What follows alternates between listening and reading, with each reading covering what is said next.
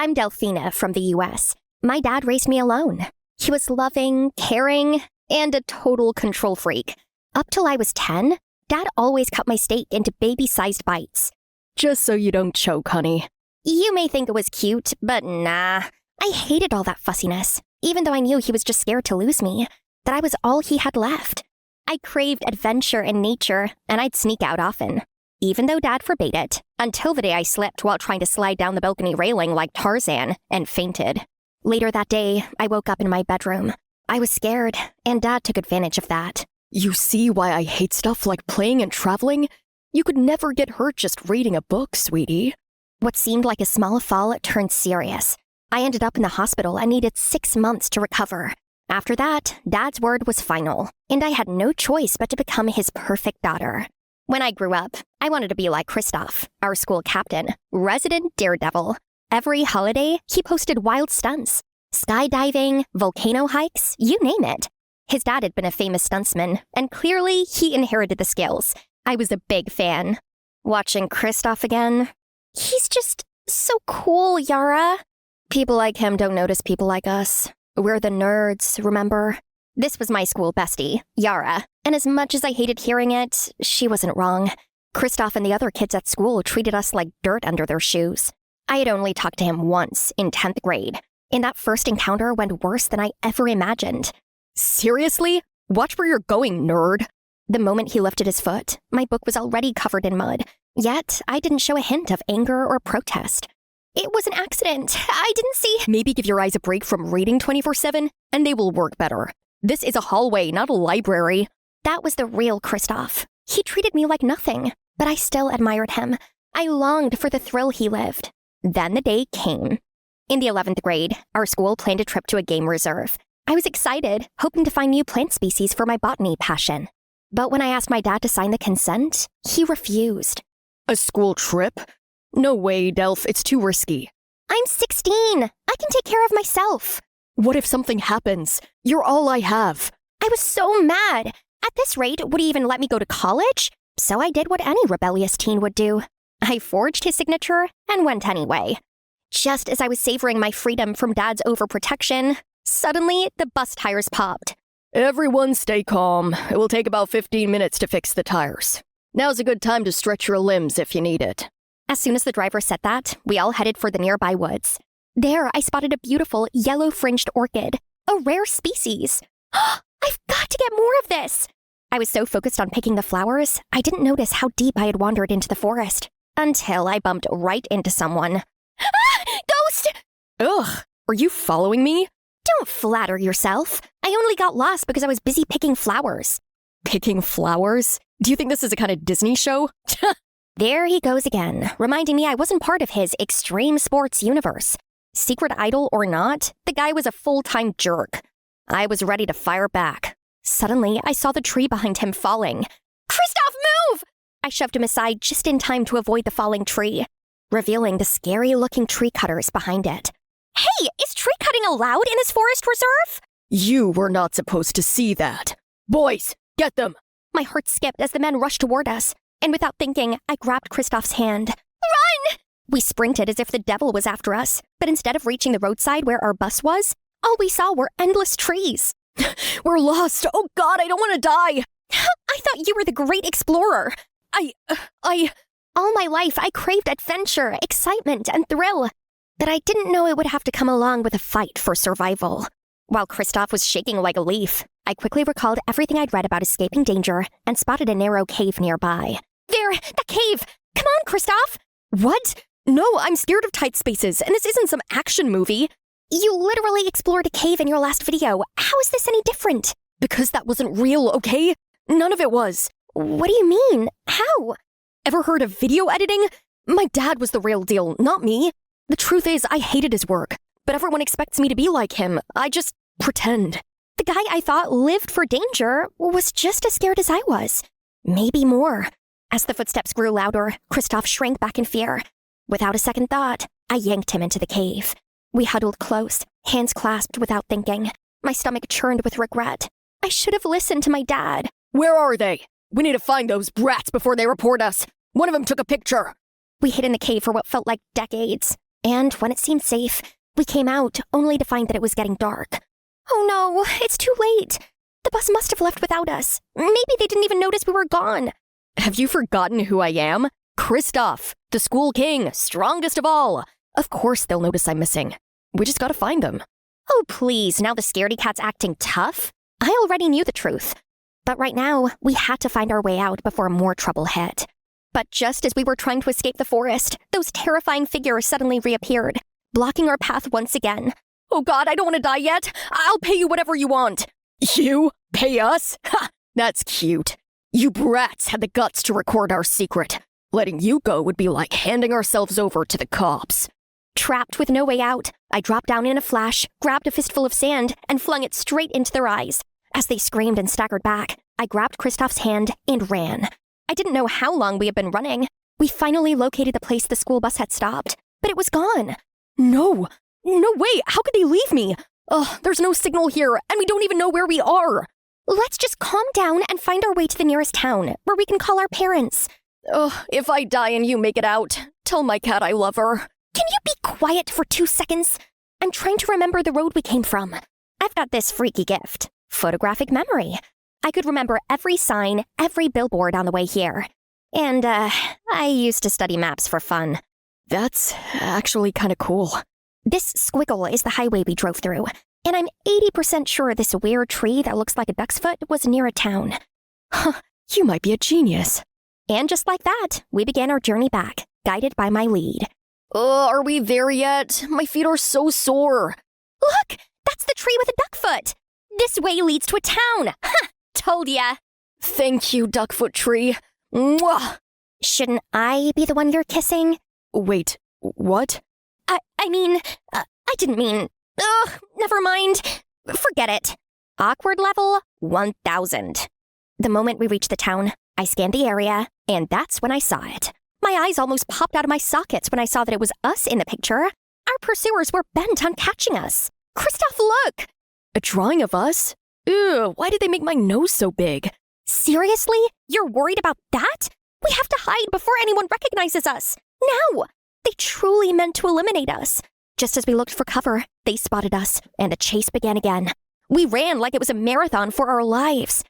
Then we stumbled into what looked like a festival. Blend in with the festival crowd. It's the only way to distract them and our only shot at survival. Those costumes. We could put them on, be part of the chaos. We snuck into the stall and put the costumes on. I feel very stupid in this. You look cute. Whatever. You look good. Always. Even, dragon costume. First sensible statement from you since this saga. Let's go. If we stay in character, I think we can reach the police station unnoticed. Finally, we found a police station without much drama. Good evening, ma'am. We're witnesses to something serious, and also kinda lost. Okay. Does it have anything to do with why you're dressed as mascots? Then I told her everything that happened and even gave her Kristoff's phone. The moment she saw the pictures of the men, her eyes went wide. These men! We've been hunting them for months! Illegal poachers! You two have no idea what you just handed us! Oh, and those posters? That was us. Your school reported you missing, but I guess the officer over there used the wrong flyer format. We couldn't even bring ourselves to be annoyed. More than anything, we were just happy to be alive. The police reached out to our school and informed them of our whereabouts, promising to bring us back home by the end of the day. In the end, all the danger had passed, and our relationship came to a rather beautiful close. Hey, Delphina. I'm sorry for everything. About what? I misjudged you. I didn't think you had it in you to be so brave. It's a lesson for you not to stereotype people. I like books, doesn't mean I'm a coward. I'm sorry. But hey, you judged me too, didn't you? The way you look at me at school like I'm some kind of Marvel character. That's your fault for building your entire reputation on lies. So, you don't like me anymore now that you know I'm not actually Spider-Man? Hearing him ask that, my heart somersaulted. Sure, he'd faked a few things, but in the chaos of everything we survived, I saw a new side of him. Funnier, goofier, more real, and somehow, I liked that version better. Why does it even matter? You were a jerk to me, remember? Because I like you, Delphina. I just thought we were too different. But seeing how brave you are, honestly, I'm going crazy. In a good way. I'll stop being a jerk. So, can I try being your boyfriend instead? Kristoff's confession left me stunned. that arrogant guy liked me? But to be honest, I felt the same way. I'll answer later. As soon as I saw Dad, I rushed into his arms. I really missed him, and I couldn't help but feel guilty for going against his wishes. I'm sorry, Dad. I know you're disappointed in me for leaving. Nonsense, darling. I'm just so glad you're okay. Maybe I've been too strict all this time. From now on, you can do what you want, as long as it's within safe limits.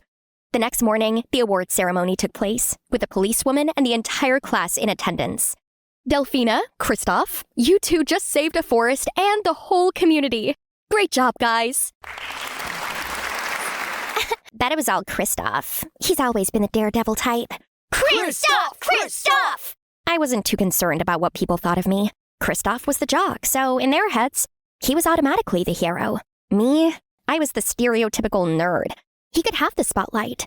But then I looked at Kristoff and saw that his face had turned red. Suddenly, Kristoff grabbed my hand. Actually, guys, I was the one panicking out there. Delphina is the real hero here. And then he told him everything, how I faced the danger. He even owned up to his fake videos.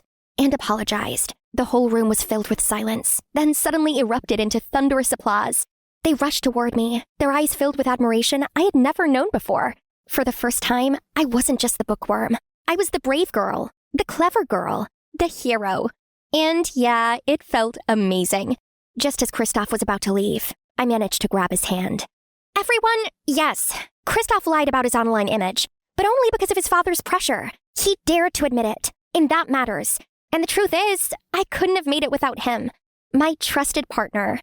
I never went back to my boring life after that. Especially not after I said yes to being Kristoff's girlfriend. So guys, remember, just because someone is quiet doesn't mean they're weak. Many people live fake lives on social media, so don't measure your worth against it. What about you? What did you learn? It was just another fun voyage for Prince Arthur, the Prince of Havenmore. A prince so full of himself he believes the world exists to serve him. Faster! You're too slow! At Prince Arthur's urgent command, the crew sprang into action. Just as the ship began to move, a loud crash echoed. They had struck a massive hidden reef. Waves exploded against the hull, crashing over the deck with roaring fury. The once clear sky darkened instantly, turning into a stormy void, as heavy rain poured down like a waterfall from the heavens. Turn the ship around! Too late, my prince! We're sinking! Take the escape boat! No one gets left behind! The crew and Arthur desperately clung to the swaying ship as it tilted dangerously, until a massive wave crashed over the deck, sweeping Arthur into the dark ocean. Prince Arthur! By morning, the gentle waves carried Arthur to a deserted island. From that moment on, life wasn't about to go his way. A long night at sea had left him unconscious, his breath faint and fragile. Out of nowhere, a wild boar appeared in front of Arthur, sniffing curiously at his face. Its sharp bristles brushed his skin, jolting him awake. Monster! He was unable to do anything but scream and flap his arms, hoping the boar would spare him. But before anything could happen, a pretty red-haired lady saved him. Even at that moment, Arthur couldn't help but notice her wild beauty. "Get lost, you stinking wild boar!" "Hey, are you all right?" Spoiled prince that he was, Arthur couldn't bring himself to say thanks. I had it under control. You didn't have to interrupt. Right. Just like you're handling the crabs on your ears. Crabs? Ah! Crabs! Help! I'm under attack! Diana burst into laughter and began pulling the crabs off Arthur with her bare hands. Who are you? Where am I? And who's in charge? Me. Here? Me. I'm Diana. My ship sank weeks ago. I'm guessing yours did too? It was then that his memories returned to him. My men! The ship! Did you call for help? Oh, I screamed. A lot. Maybe you didn't scream the right way. Help! Somebody help! For hours, Arthur toiled and innovated new ways to be saved, and Diana entertained herself watching him. She knew none of it would work on this godforsaken island. Maybe save your strength for survival? We should find food. We? You mean me finding food? Do you know who I am? A man who just washed up like seaweed? I am Prince Arthur McLuricles V, soon to be King of Havenmore. And you are? A pirate, I presume. Diana. Just Diana. I can see from your appearance that you're a lowly pirate, and therefore ignorant of the ways of the world. I'm the ignorant one? I shall forgive you for not knowing your place. Instead of falling at his feet and thanking him for his mercy, Diana laughed, loud, unapologetic, and deeply amused. Yes, you're right. I am a pirate. I rule the sea. You rule Havenmore. This isn't Havenmore. You can find your own dinner, Lord Fancy Pants. Arthur's jaw dropped. He couldn't believe Diana's guts. No one, absolutely no one, had spoken to him that way. Hours later, Diana returned with food. For some royally deluded reason, Arthur believes that the food was his. Such an obedient subject. Did you prepare this meal for me? It's not for you. If you want some, say please. How dare you address me like that? Okay, say please, Your Highness. That's not what I meant! Instead of serving him like he believed she should have, she began stuffing her face with food, making Arthur really angry. If you think I'll beg, you'll be sorely disappointed. Why would I be disappointed? This stuff tastes great. Starving Arthur watched the food disappear bite by bite. Last chance for the magic word. Never! In response to Arthur's reaction, Diana simply smiled and calmly enjoyed the food that she had just gathered. For the first time in his life, Arthur was not treated with reverence. It struck the very limit of his royal pride. He was determined to show her who's boss. The moment he noticed her picking sticks, he sprang up and began to pick his, determined to do whatever she was doing better. It's mine! Why don't we just put the sticks together and share the fire? A fire? I thought you were building a fort. A fort with twigs? If you need fire, find your own sticks. This one's mine. Arthur did secure the stick, but had no idea what to do next. When night came, Arthur watched in amazement and some jealousy as Diana lit her fire by rubbing 2 small stones. But Arthur had 0 chance of lighting anything. How do you expect to start a fire like that? Just share mine. We'll use your wood so it lasts longer. Arthur couldn't believe she was willing to share after their fight. For the first time in his life, he felt something strange. Shame. Thank you. Consider it my apology for letting you starve. Arthur was touched. Maybe he had been wrong about pirates, but all too soon he ruined the mood. So, how does a pretty lady such as yourself become a thief? Pirates? A thief? Just because I'm wearing pirate clothes? Do you always judge people by what they wear? To be honest, Before another argument could start, a voice rang out over the wind. Someone's coming. They huddled closer, hearts pounding. A sudden gust blew their fire out. Gah! Gah! Calm down, girls. I won't hurt you. Who's there? The name's James, miladies. Beg your pardon. I thought you were both ladies. We got stranded here after a shipwreck. I'm Arthur, and this is Diana. She's quite been stuck here for months. Best follow me. Another storm's brewing. At that very moment, Arthur and Diana placed their full trust in this strange man. Without hesitation, they followed him as he led them to a clearing, where he had his small tent, grateful for the warmth. A minute later, James returned with some roasted fish in his hands. As the fragrant grilled fish was placed in front of Arthur, he immediately slipped into an oddly noble dining mood. With exaggerated elegance, he began to eat. He always eats this fancy? I think so. We only met today. So, you're not a couple? Heavens, no. Have you ever tried to leave? I've built many rafts. The sea is against us. Only a sturdy ship can sail here. And who's coming to save the likes of us, eh? Suddenly, the wind picked up. Arthur wrapped his arms around himself while Diana shivered from the cold. The fire was nearly out. It's gonna be a cold one. I'll make a shelter for Diana. You're a man. Need me to make yours, too. Arthur's eyebrows twitched in annoyance as he watched James deliberately flex his muscles for Diana. James's shameless flirting annoyed him, though he wasn't sure why. He just knew he didn't like James. I shall make my own tent from nature's offerings. Then they both began setting up their own tents. James moved with ease, arranging everything skillfully and finishing Diana's tent in no time. Arthur, on the other hand, struggled from the start, and his final result looked more like a pile of tangled sticks than a proper shelter. Just ask him to help you too. It's obvious you've never done this before. I would rather kiss a wild boar. I think I could arrange that. Arthur suddenly wasn't thinking about kissing boars anymore, but her. Though it was a bit of a struggle, Arthur finally had a tent. It was wobbly, but it was his. Something he made with his own hands for the first time. Ta-da! I shall call you the Bayside Manor of Magnificence. As if to mock him, another strong gust of wind picked up and sent his tent flying far away. More like Manor of Misery. Sorry, mate. Milady, see you in the morning. Maybe I'm not cut out for survival. Maybe I'm destined to freeze to death. You're not dying. Just let go of your pride. Diana, may I share your tent with you, please? Bravo! Saying the magic words wasn't so hard, was it? Arthur was surprised at how good it felt to say please. He was learning a lot from her. The cold inside was just as cruel as outside, but for now they focused on something else. Sorry for yelling back then, but I'm not a pirate. I was found in a shipwreck as a baby and raised by them. They were my family, but now they're gone. I'm so sorry. I should not have judged you. Arthur's heart went out to her, and he learned another lesson. Making assumptions about people was just wrong. Maybe it's time for a new start. When we escape here, you could live at my palace. I want to learn from you, to do things myself. Thanks to you, I see I'm just a little above a spoiled prince. Their eyes met, holding for a moment, almost as if they might kiss, before Diana turned away.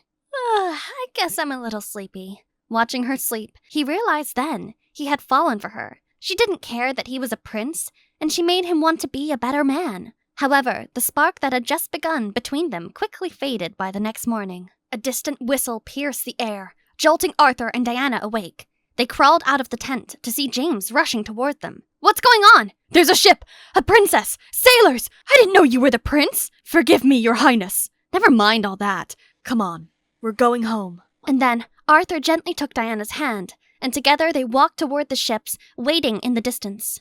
Upon reaching the beach, Arthur instantly recognized the pretty blonde leading the rescue team. His heart sank. Prince Arthur!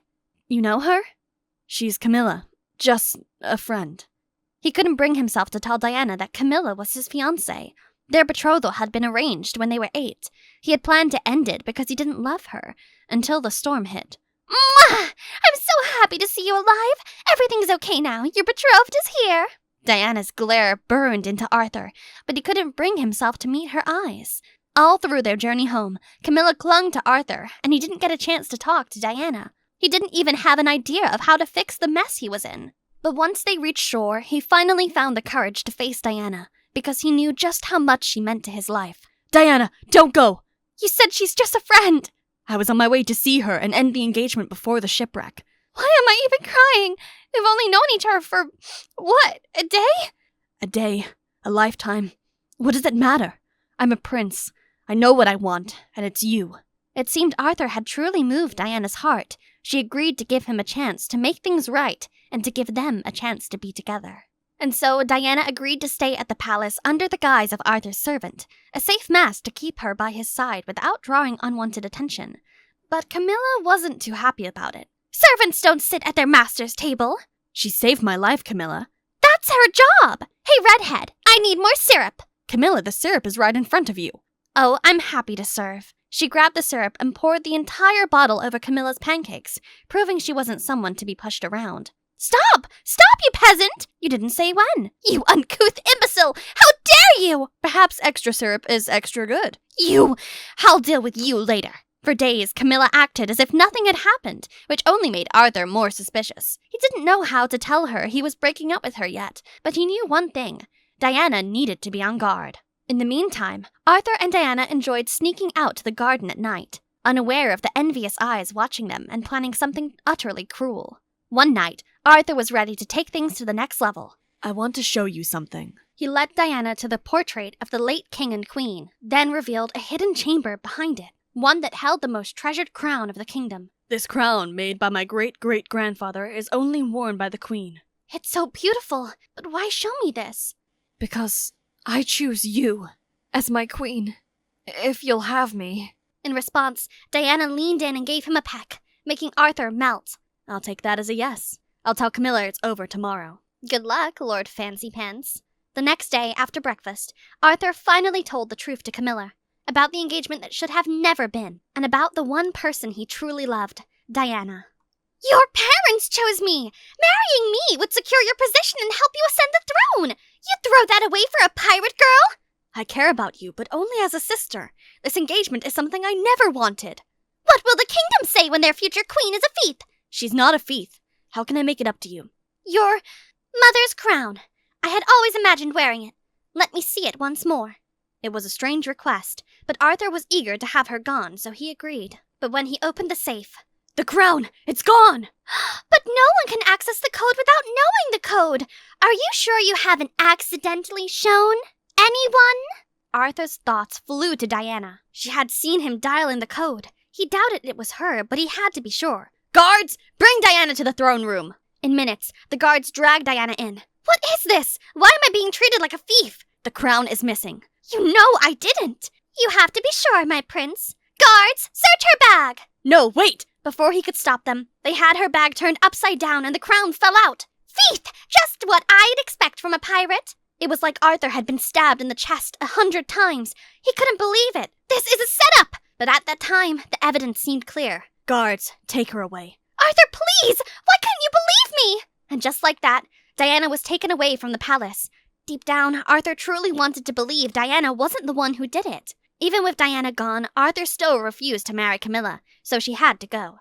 For days, Arthur wasn't himself. He barely ate, didn't shave. His mind was consumed by Diana. She had hurt him, but he still longed for her. His relief came when James, whom he had now employed as one of his guards, made an unexpected confession. Diana is innocent. Camilla knew the safe's code. She was jealous. She made me plant the crown in Diana's bag. Please, forgive me. You betrayed her? I thought if she left, she'd come to me, but she only ever had eyes for you.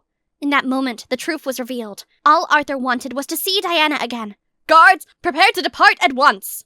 Diana stood on the deck, her gaze lost in the distance. Suddenly, loud sounds echoed from the shore, and for a moment, she thought she heard someone calling her name. Diana! Come to arrest me? It was Camilla.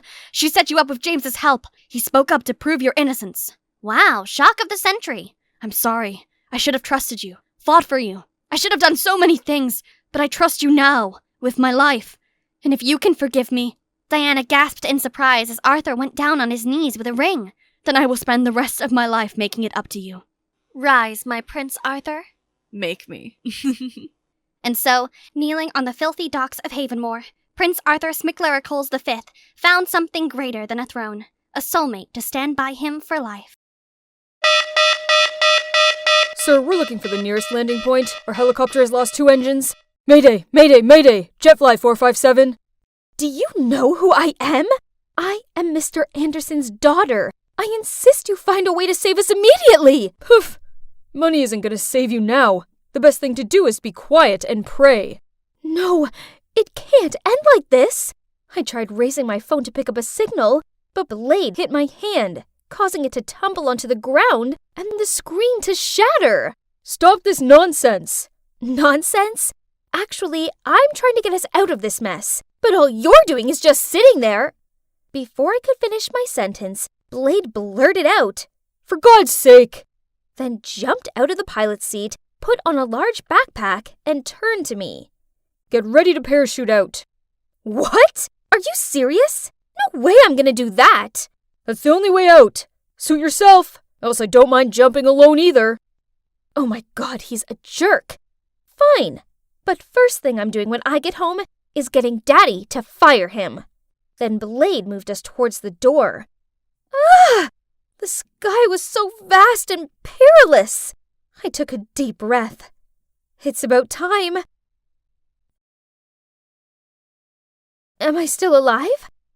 I turned to my left and saw Blade lying right next to me. Oh, from this angle, he looks kinda handsome. But wait, why wasn't he moving? Oh my God, is he?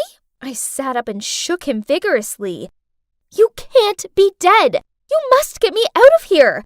You haven't given me a chance to fire you! Shush. Turn the volume down, will ya? Oh God, you're awake. Take me home at once. I want to go home, not this disgusting place. You're the one who insisted on flying with me in the first place. That's not how you talk to your mistress. He rolled his eyes at me and muttered under his breath. Oof, please. You're not my mistress. You're just my employee's spoiled daughter.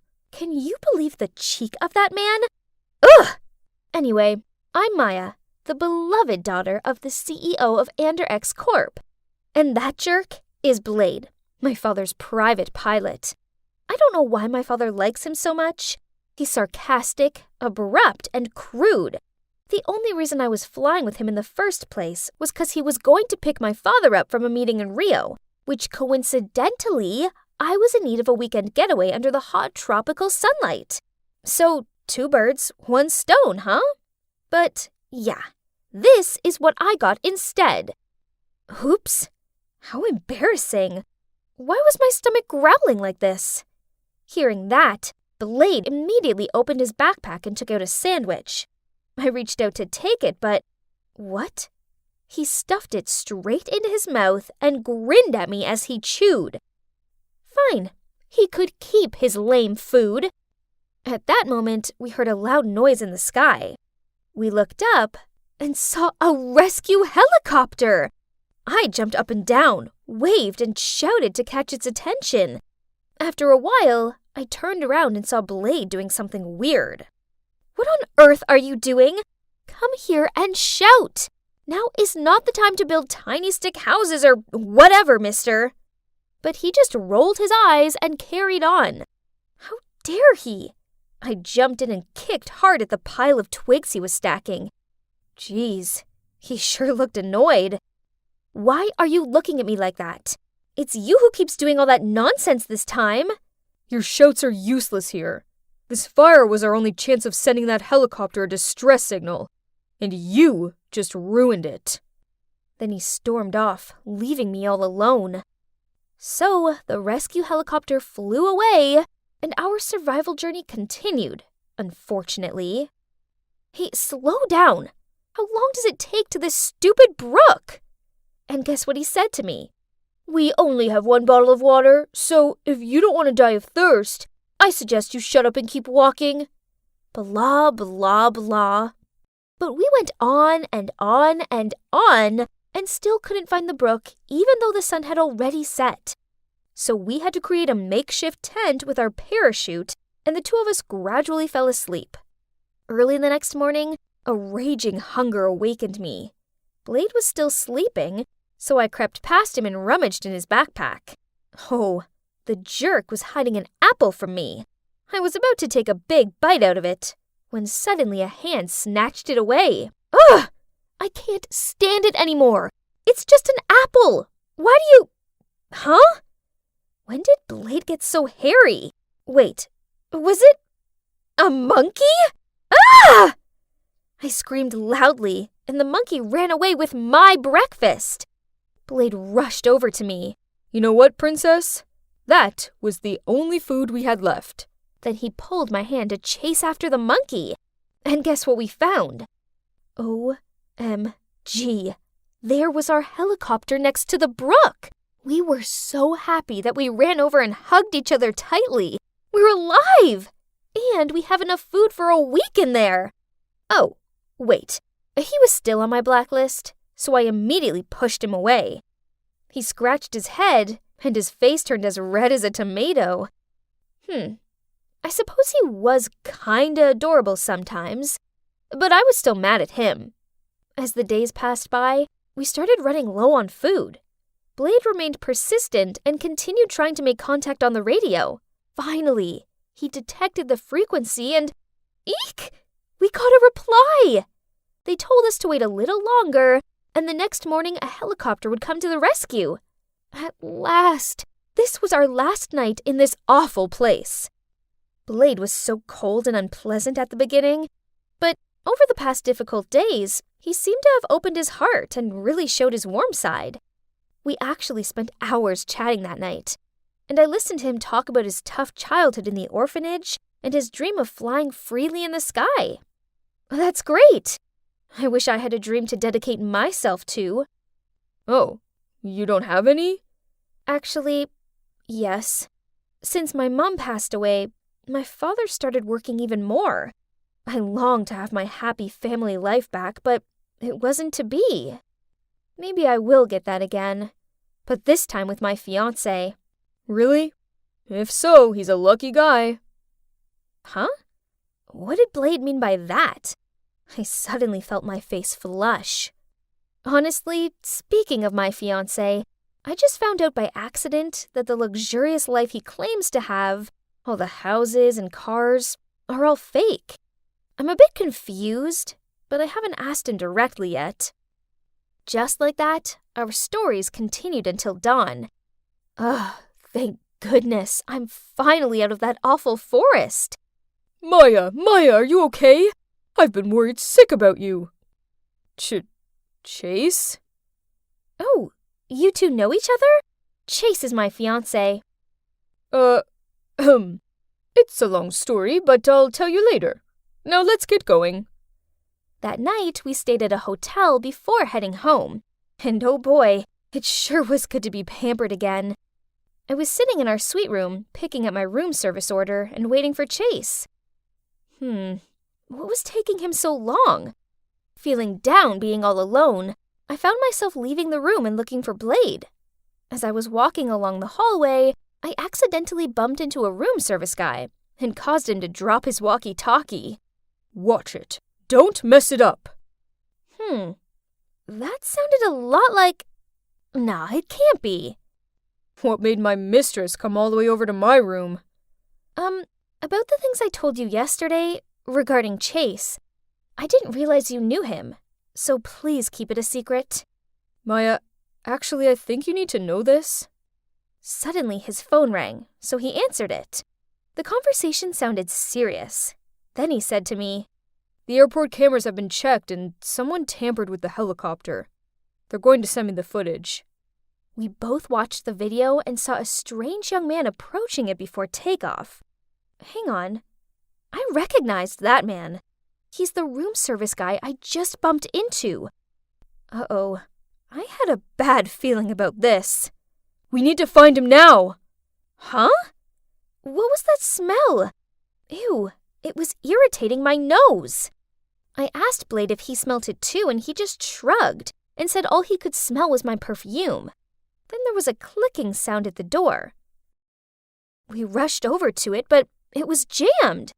Blade called the front desk, but no one answered. So I took the phone off him and called my room, in the hope Chase would pick up. But he didn't. I started coughing. There was definitely a weird smell in here. So I rushed into the bathroom, soaked the towels, and passed one to Blade to cover his mouth and nose with. Then I grabbed the vase off the table and threw it at the window. Smash! Wow, nice shot. Luckily, we were only on the second floor, so with Blade's help, we easily jumped onto the ground. Then we rushed to reception to verify the identity of the suspicious hotel staff, and ran straight into... Chase! Are you two okay? What's with the gas leak? Chase worriedly asked us. Then he turned to scold the hotel manager. Huh? How did he know about that? Blade and I shared confused looks, but neither of us said anything out loud. It was horrible, Chase. I was so scared. Please stay with me. I don't want to be alone. I pretended to cry as I leaned on his shoulder. Then, while Chase was talking to reception, I turned to Blade and asked him to call the police to find the suspicious hotel staff instead. That afternoon, before checking out, the police called to say they'd arrested the suspect. So, all three of us went to the station. As soon as the police led the room service guy out, he immediately pointed at Chase and said, He's the one who hired me. Chase gave a shocked look, denied the accusation, and threatened to sue him if he continued with this slander. Stop the act, Chase. I checked, and I know you used my card to send huge payments to the same person, that person. All I did was love you with all of my heart. So why did you try and harm me? No, I never wanted you to be hurt. It's just... Why were you always with him? What do you mean? I hate you, Blade. Why do you always stick your nose in my business and ruin everything? I'd almost reached my goal. Then you appeared and messed everything up. So, it turns out Chase was targeting Blade, not me. The two of them grew up in the same orphanage. As a kid, Chase was a crafty boy who took delight in deceiving others for fun. So the nuns assigned Blade the task of watching over him. Blade just wanted the best for his friend, so he followed Chase's every step and tried to stop him from all his petty theft plans and love scams. So Chase grew to despise Blade, and when they both left the orphanage, they lost contact with each other. Coincidentally, one time, when Chase arrived at my home to pick me up, he saw Blade. So fearing that he'd expose his underprivileged background, he planned to get rid of him forever. I don't care how much money you have. I already know your flashy wealth was all made up, but I thought you had your reasons and weren't comfortable enough to tell the truth. But it didn't matter. as I still wanted to be with you. However, what I find unacceptable is your deceitful and cruel nature. I never want to see you ever again. I burst into tears, and Blade comforted me. As for Chase, he was still begging for me to forgive him as the police dragged him away. It took me a long time to come to terms with what Chase did, but luckily for me, I have Blade to look out for me. Yep, that's right. We're now an official couple. Finally, I have the kind, loyal, action man boyfriend of my dreams. We sure do make a good couple, don't you think?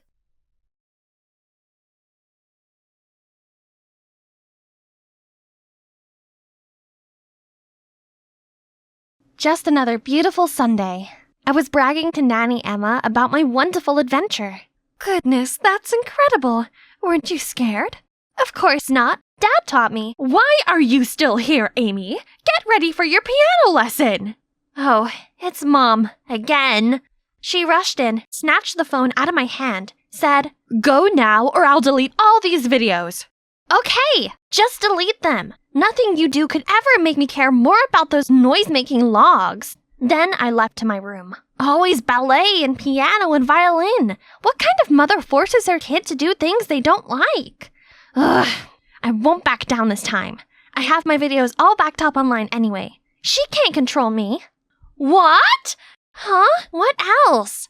I turn around to see Mom drop to her knees. No, it can't be. Just this morning, my husband was still... Dad had suffered a stroke on a trip to survey a gem mine, and they couldn't reach the hospital in time to save him. How could that be? He's not only my dad, he's my bestest friend. I bet the news is just as hard to deal with for my sister Brianna, as she was always the one who went on business expeditions with him. He's the best dad we could ever ask for. But he's gone, and it felt like Emma and Brianna were the only people who really loved me now. Just last week, Dad was sitting here, next to me. Darling, it's not good for you to just sit home and wallow.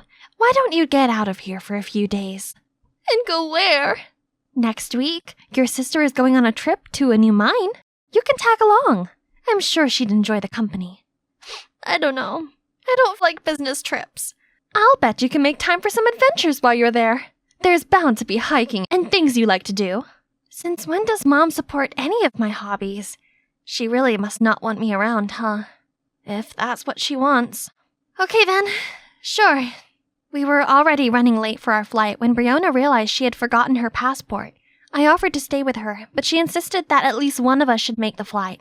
She assured me she'd be back in time for the next flight and we'd see each other soon, so I hugged her goodbye and headed toward the gate. While waiting for Brianna to arrive, I've already booked myself a skydiving session, as recommended by the hotel's receptionist. This thing is right up my alley, but the weather doesn't look too good. Are you sure this is normal? 100%. That's what makes it special here. People come from all over just for these wins. This is what you call extreme sports, isn't it? Yeah, right.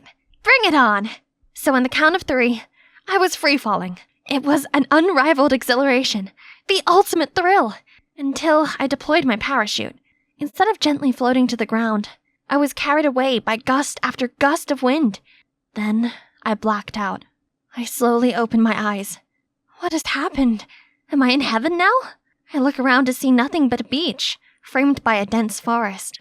This place was clearly deserted. Maybe not so deserted. There I saw a group of tribal people, dressed in strange clothes, wielding spears. I tried to move closer to get a better look, but game over. They all turned to my direction. I ducked down immediately, but their footsteps grew louder. I held my breath, wishing for a miracle. Oh no, this is definitely my end. But unexpectedly, the hand pushed me down further into the bushes, as if they were trying to hide me. I looked up and saw it was a man talking to the other in a native language. The talking stopped. Seemed like the rest had left. Thank you so much, handsome mister. Sorry for bothering you. I'm gonna get going now. I may have let you off, but the others won't. These people are aggressive and will attack any intruder. Oh, he can speak English? Nice! I'm safe now!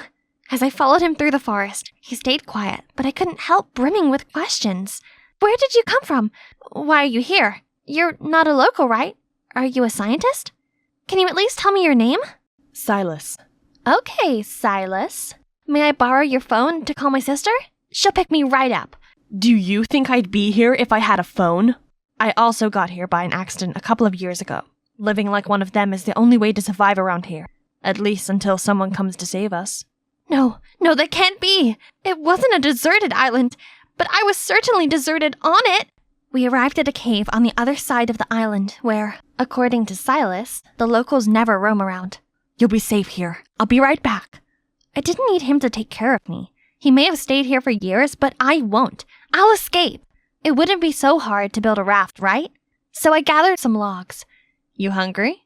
Silas came back and threw something wrapped in leaves. Ah!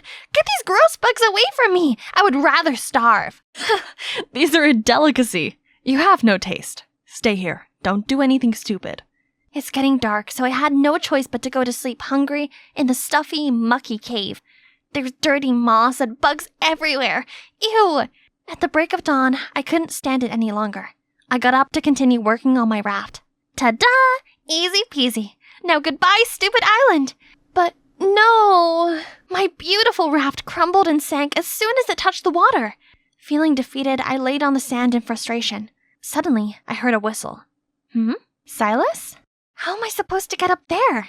Am I his pet or something? What gives? Making me walk all the way up here? Mind you, I haven't eaten in a day. Then let's go get breakfast. But get changed first. He then took me to a river and showed me how to catch fishes. What do you mean I'm supposed to get my breakfast with this stick? Watch and learn, princess. Then Silas jabbed the spear into the water again and again until it's full of fishes. Okay, wanna challenge me? Psst, that's easy. Only, it's not. It's like the fishes could read my mind. It's been like half an hour and still nothing. There's plenty of fish in the sea, but somehow you can't catch any. Don't expect anything from my batch. Whatever. I'm not hungry. I don't need him. My sister will surely come and get me out of here on our private chopper soon. But Silas was really rubbing it in, grilling fish in front of me until the delicious smell filled my nose. But no way I'd give in to this. This is your best bet. Unless you want to try grilled rat or cicada or... Fine, gimme. When we first met, I thought you were cute. But after seeing this... Ugh, this smug Tarzan. Full now? Then it's time for work. Work? So you're only keeping me around to be your slave? Do you want to keep living in that cave? You shouldn't steal the bugs home like that. We continued to walk deeper into the jungle until we reached this huge tree. We should build you a shelter up there. You'll be safe from the wildlife, and the natives don't go to this area. Does it need to be up so high? If they are that dangerous, how come you survive here this long? Are you playing me? I got really lucky. I was swept away by a storm while sailing alone. And when I washed up here, the natives were so ready to, send me to God. But thankfully, the chief's daughter, Nora, desperately begged her father to let me live. And for some reason, he did. That wouldn't happen to just anyone. Oh, this Nora girl must have been caught in some love at first sight. That's why you stayed here all this time. So romantic. Stop wasting time. Let's get to work. Building a shelter proved to be more difficult than expected. And Silas proved to be quite bossy. Hand me the big branch. Bigger. Amy. Rattan rope. Give me another knife. Just wait a second. Let me catch my breath. You were so determined a few minutes ago. Go take a break. I want to finish this before sunset. I sat there, watching Silas work as the afternoon turned to dusk. And I must have dozed off for a while, as when I woke up, the treehouse was done. To be honest, it was better than what I expected from him. But where is he? I looked around, but the only thing I found was his scribbles on the ground. Stay here. I was glad to have my own shelter, but there was nothing to do to pass the time. Suddenly, there was a sound. Must be coming from the tribe. I followed the direction of the sound, hoping not to get lost. But soon enough, I found a clearing where a group of the natives were gathered around a huge bonfire. They were chanting something. Others were dancing, others cheered. It looked like they were having fun, which hit me with a wave of homesickness. For a moment, I was so lost in their celebration that I forgot I was being stealthy. Uh-oh, not again! I could have tried to run, but I froze. Thankfully, Silas stepped forward, telling the others to stay. As he approached, we made eye contact briefly before he signaled people that the coast was clear, then gave me a quick wink before returning to the fire. Shortly after I returned home, Silas did too. Are you trying to get yourself killed? I'm not kidding when I say it will be very bad if they find out about you. I'm sorry. I'm just scared and lonely. I'm all by myself and my family must be looking for me everywhere. To my surprise, Silas came over to comfort me. Everything's gonna be alright. I got you. Who? Where? How are you here? She clearly didn't know much English, but her weapon pointed at me was enough to know that she was angry. Silas immediately ran over to calm her down. I didn't know what they were saying, but she left, though not before giving me one last dirty look. Turned out it was Nora. Oh, what a relief! An acquaintance! Why didn't you tell me earlier? Don't celebrate too soon. Nora insisted you leave immediately. Oh, she knows how? Then I don't have much of a choice whether I stay or leave here, do I? Don't worry. I'll take care of Nora. And he must have, because the days passed by and the natives never came to drive me out. Silas continued to visit me every day, bringing cloves, teaching me how to pick fruit, swing on branches. Soon the work turned to play. He started teaching me tribal dances and vocabulary, and we visited the waterfalls and lakes around the island. It's pretty fun. It felt like going on adventures with my dad again.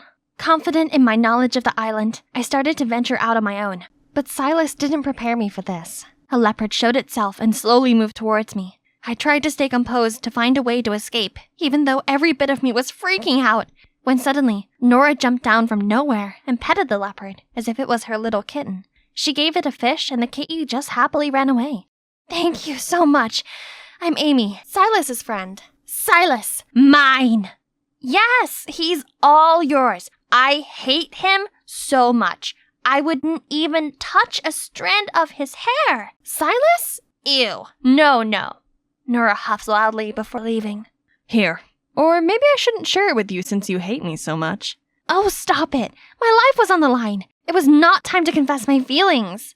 Oops, what did I just say?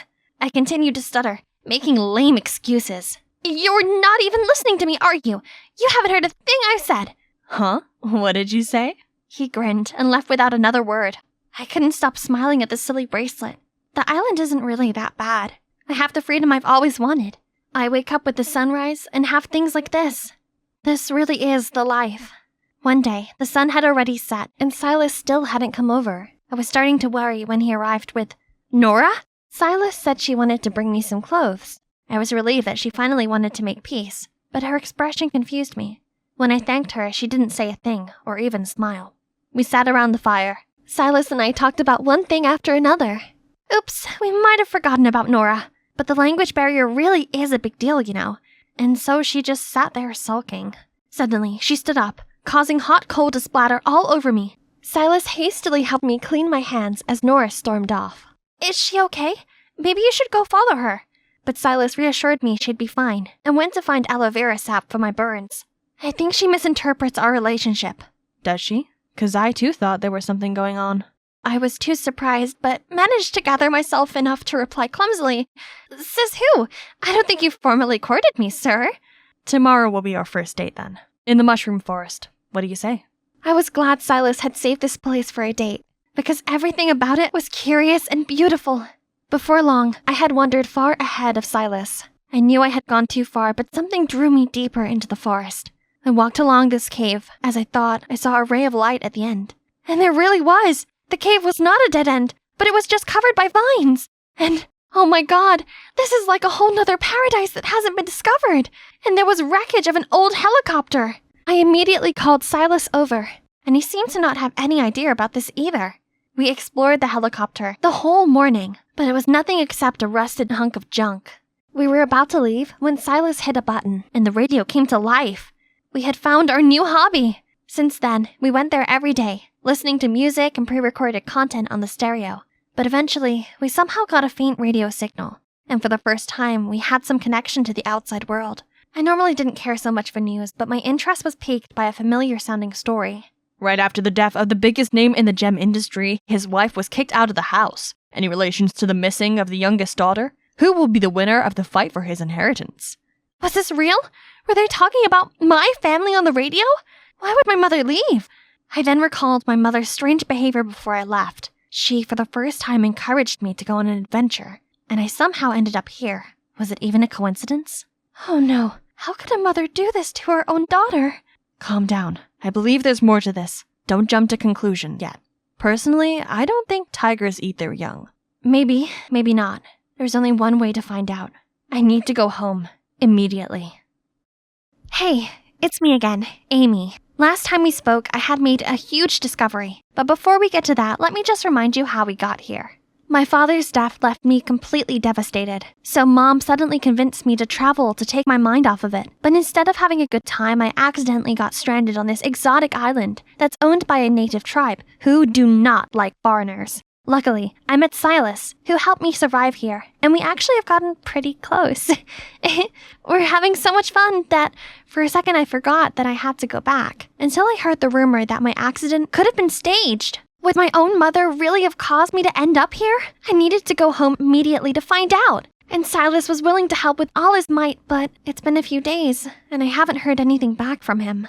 I waited eagerly, then impatiently for him to come. Finally, one afternoon I heard a noise outside. I quickly went down to check. To my surprise, it wasn't Silas. It was Nora. And as usual, she looked annoyed to see me. I tried to tell her Silas wasn't here, but she pushed past me anyway and grabbed a stick to draw something. What are you doing? Abstract art? There. Island. I see. People. Then I got it. There's an island? With people? Can we get there? Yes. Can. Go. We can take a boat there? She nodded again and signaled me to follow her. Oh my god! I jumped with excitement. Maybe I was wrong about her. Nora led me to the shore, where she uncovered a small boat hidden behind a bush. Go away, now! Go! Go! Nora pulled me towards the boat, sat me down, and started pushing the boat towards the water. Isn't it a little late to sail now? Wind! Wind faster! As we reached the edge of the tide, I realized, wait, I need to tell Silas I'm leaving! Nora immediately became frustrated. Silas, with Dad! Danger! I didn't quite believe her. But I also didn't know if I'd get another chance like this. I couldn't imagine leaving Silas behind without a goodbye. I felt a pit in my stomach. But we will meet again someday. Definitely. Our family has all the money to rescue him later. Just hang on a bit more, hun. I'll go get help. Nora kept pushing me, and she's right. The patrol could detect me at any moment. So I started paddling away. See you again, Silas. But I only managed to go for a few feet, and then it's like my boat got stuck on something. I turned around to see. Silas? What do you think you're doing? Hey! Nora said that there's an inhabited island nearby, and I didn't want to miss the chance. Get off the boat. It's too dark and too dangerous to go out there by yourself. I'll go and check it out first and come back by morning to let you know if it's safe. Stay here. I was confident in his sailing ability, but it seemed Nora wasn't. She ran to cling to his arm, begging him not to go. Still, he ignored her and got on the boat. Nora glared at me before storming off, but I stayed on the shore for a moment, watching Silas disappear into the dark sea. Soon enough, the winds grew stronger and the rain started coming down hard. The storm lasted through the night. I stayed up, waiting in the cave where I spent my first night on the island. The rain stopped by dawn. I couldn't sit still and kept marching back and forth along the shore, looking for any signs of Silas. Nora returned soon after, yelling at me in her native tongue. I didn't understand anything she was saying, but I knew she was just as worried for Silas as I was. He'll be back soon, safe and sound. I trust him. And moments later, there he really was, coming back to shore. I couldn't help but run up and hug him as soon as he stepped out of the boat. I asked if he was okay and how he dealt with the rain, and Silas answered all of my questions with a tight hug. But soon we were interrupted by Nora. She shouted angrily and then stormed off. Silas chased after her and said some things that seemed to calm her down. That island is actually your family's gem mine. I've let them know that their boss lady is alive and well and ready to go home. Oh my god, really? They have their ship ready just a bit further offshore since it's dangerous to get close to the island, you know. Just sail out a little bit and they'll pick you right up. Yay! I'm finally leaving! We're finally... Silas stopped walking and looked at me sadly. Come on, let's go! I can't go with you. Nora will only let you go peacefully if I stay here. If I try to leave with you, she'll tell her father. My heart sank. We'll see each other again, I promise. How? Where there's a will, there's a way. Silas squeezed my hand and then let me go. I tried not to look back at him as I got onto the boat and set sail. I traveled for what could have been a few minutes, or a few hours. I couldn't tell anymore, until I was finally spotted by a larger vessel. They set out a lifeboat for me, and once on board, I was well taken care of by everyone, offered food and warm clothes. But first thing first, I had to contact my family. I called home and the person on the other end was my grandmother. She's as surprised to hear my voice as me hearing hers. Turns out, after all the shenanigans that happened after my father's death, my grandma had moved into our house to take care of things and wait for my return. We cried for a good 10 minutes, and then I told her not to worry. I was safe, and that I'd be home soon. When I got home, Grandma, Nanny Emma, and my sister Brionna rushed to greet me. As my sister hugged me tightly, I realized how much I had truly missed them, and also realized that my mom was really nowhere to be seen. No one made any mention of her in any way. I worked up the nerve to ask my grandma about her. Right when the police said there were signs of foul play in your disappearance, I already got suspicious. Then when Emma said it was your mother who suggested you go there and play those silly games, I immediately kicked her out. People are truly full of surprises. Do you really think Mom was masterminding all this? She was really trying to get both of you. Brionna was lucky she forgot her passport. Don't be glum, dear. You still have me, and Brionna and Emma, too. We all love you and care about you very much. Now, go have some rest. It must have been a long journey for you. The next day, as soon as I got up, I went looking for my sister to confirm the things Grandma had said. When I found her, I couldn't stop the tears from spilling out. How could Mom have been the one to do this? Why would she do something like this to her own children? Amy, never listen to a story from one side only. Huh? Do you know something I don't know? Just don't jump into conclusions yet. She then excused herself to work and hurriedly left before I could ask anything else. I kept thinking about what Brionna said, but couldn't come up with any other speculation. As I passed my parents' room, I noticed a box sitting outside the door. It's full of my mother's belongings. Nanny Emma is probably packing my mom's stuff out of here. Something in the box caught my eye. I opened it up and found that it was a photo album of me since I was a kid. And next to each picture is some love notes. This is definitely my mom's handwriting. My eyes landed on a photo of myself playing the piano, and my mother wrote, "Sweet Pea playing my favorite song." She meant so well, but I was always the ungrateful, rebellious one. Was that why she stopped loving me? Did I do anything that terrible for her to want me gone? I suddenly missed her. I found myself taking the photo up to the piano room, someplace I've never gone voluntarily. But as I reached for the doorknob, I heard voices coming from the inside. I peeked through the ajar door. Stop it! It's lucky enough that you didn't get caught. Just get out of here before it's too late. And throw all of my effort in vain? No way! My plan was going so well. How on earth could she survive? So, plan B. You need to secure that spot in the board of directors before Amy gets in the way, and I'll take care of the rest. But, oh God, them? They were behind all this? That night, I waited until I had everyone together to make an exciting announcement. Tomorrow, I'm officially going to start working for the company. I've been working on a proposal to pitch to the board of directors to gain their approval. That's wonderful, dear. Don't you think you need some sort of rest, sweetheart? You went through a big ordeal, and I'm ready. I'm totally fine. Well, Brionna will also be returning to the company, and I'm glad I'll be able to help her out. The more hands, the better. I'm so glad you want to join the company. Later that evening, Nanny came into my room with a warm glass of milk. Oh, Emma, you always take such good care of me. Well, tomorrow's going to be a big day, and you need to get a good night's rest.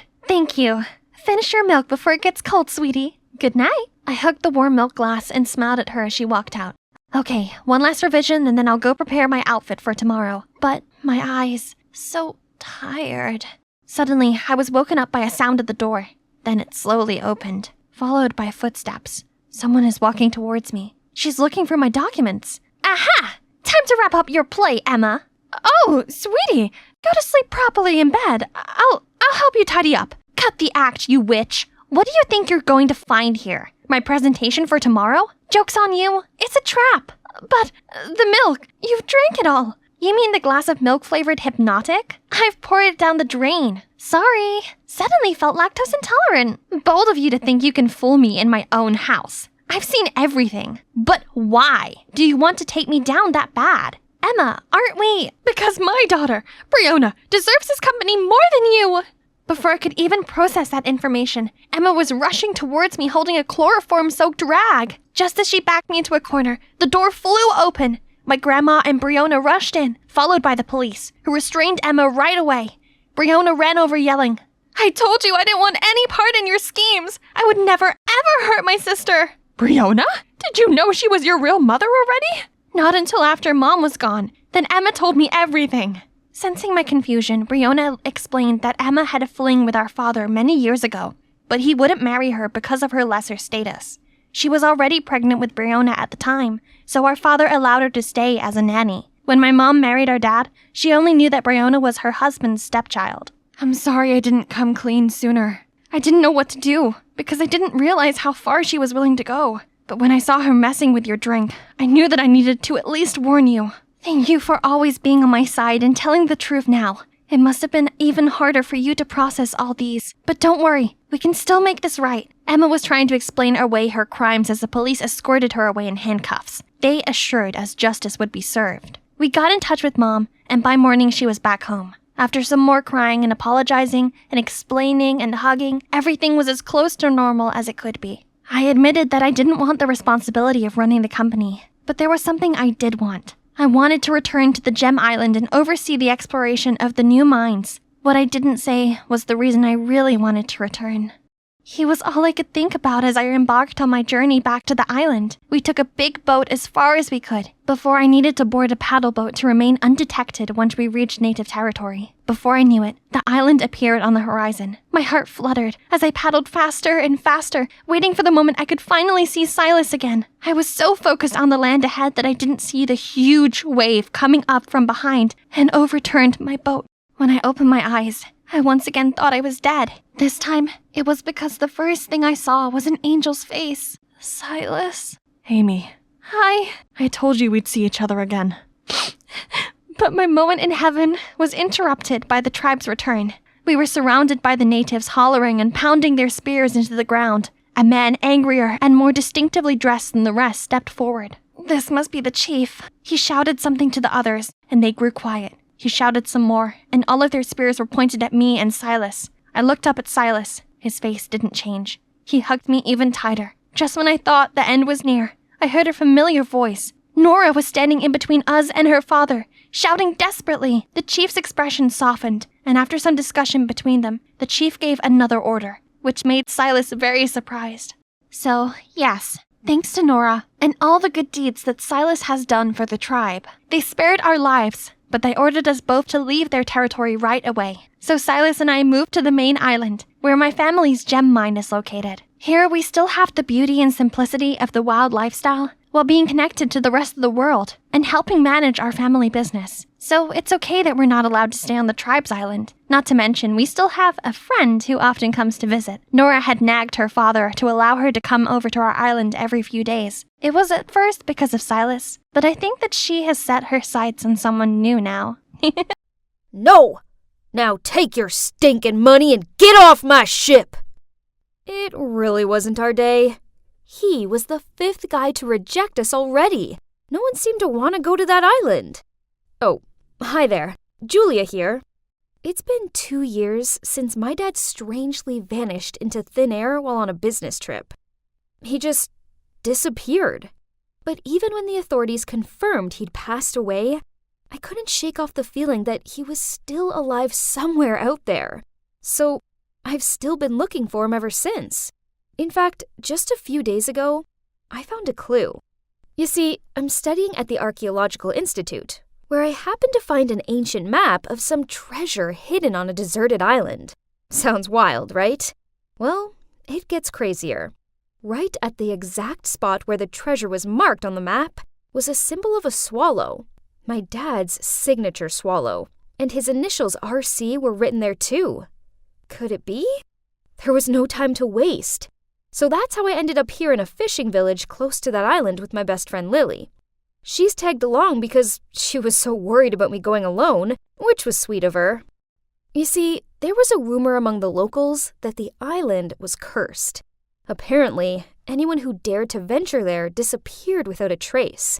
That's why it's named the Lost Isle. But there was one ship that had returned from there intact. Captain Black Bill's. On returning, he told the locals that surrounding the Lost Isle were reefs with super fast currents. So most ships ended up shipwrecked. The souls of those who died there were trapped years after years and became wicked spirits guarding the island from strangers. But fortunately for Black Bill, he happened to have a charm of the goddess Amphitrite to protect him from all the storms at sea. And it actually worked. Anyway, Lily and I decided he was the man for the job, so we went to the local pub to find him. "Give me another rum and coke, will ya?" he said between hiccups. The man was already drunk. I then asked him if he could take us to the island, but the barman chimed in. "Oh, come on. Only fools dare to go near the Lost Isle." But isn't it safe to go with Black Bill? I heard he's protected by a goddess or something.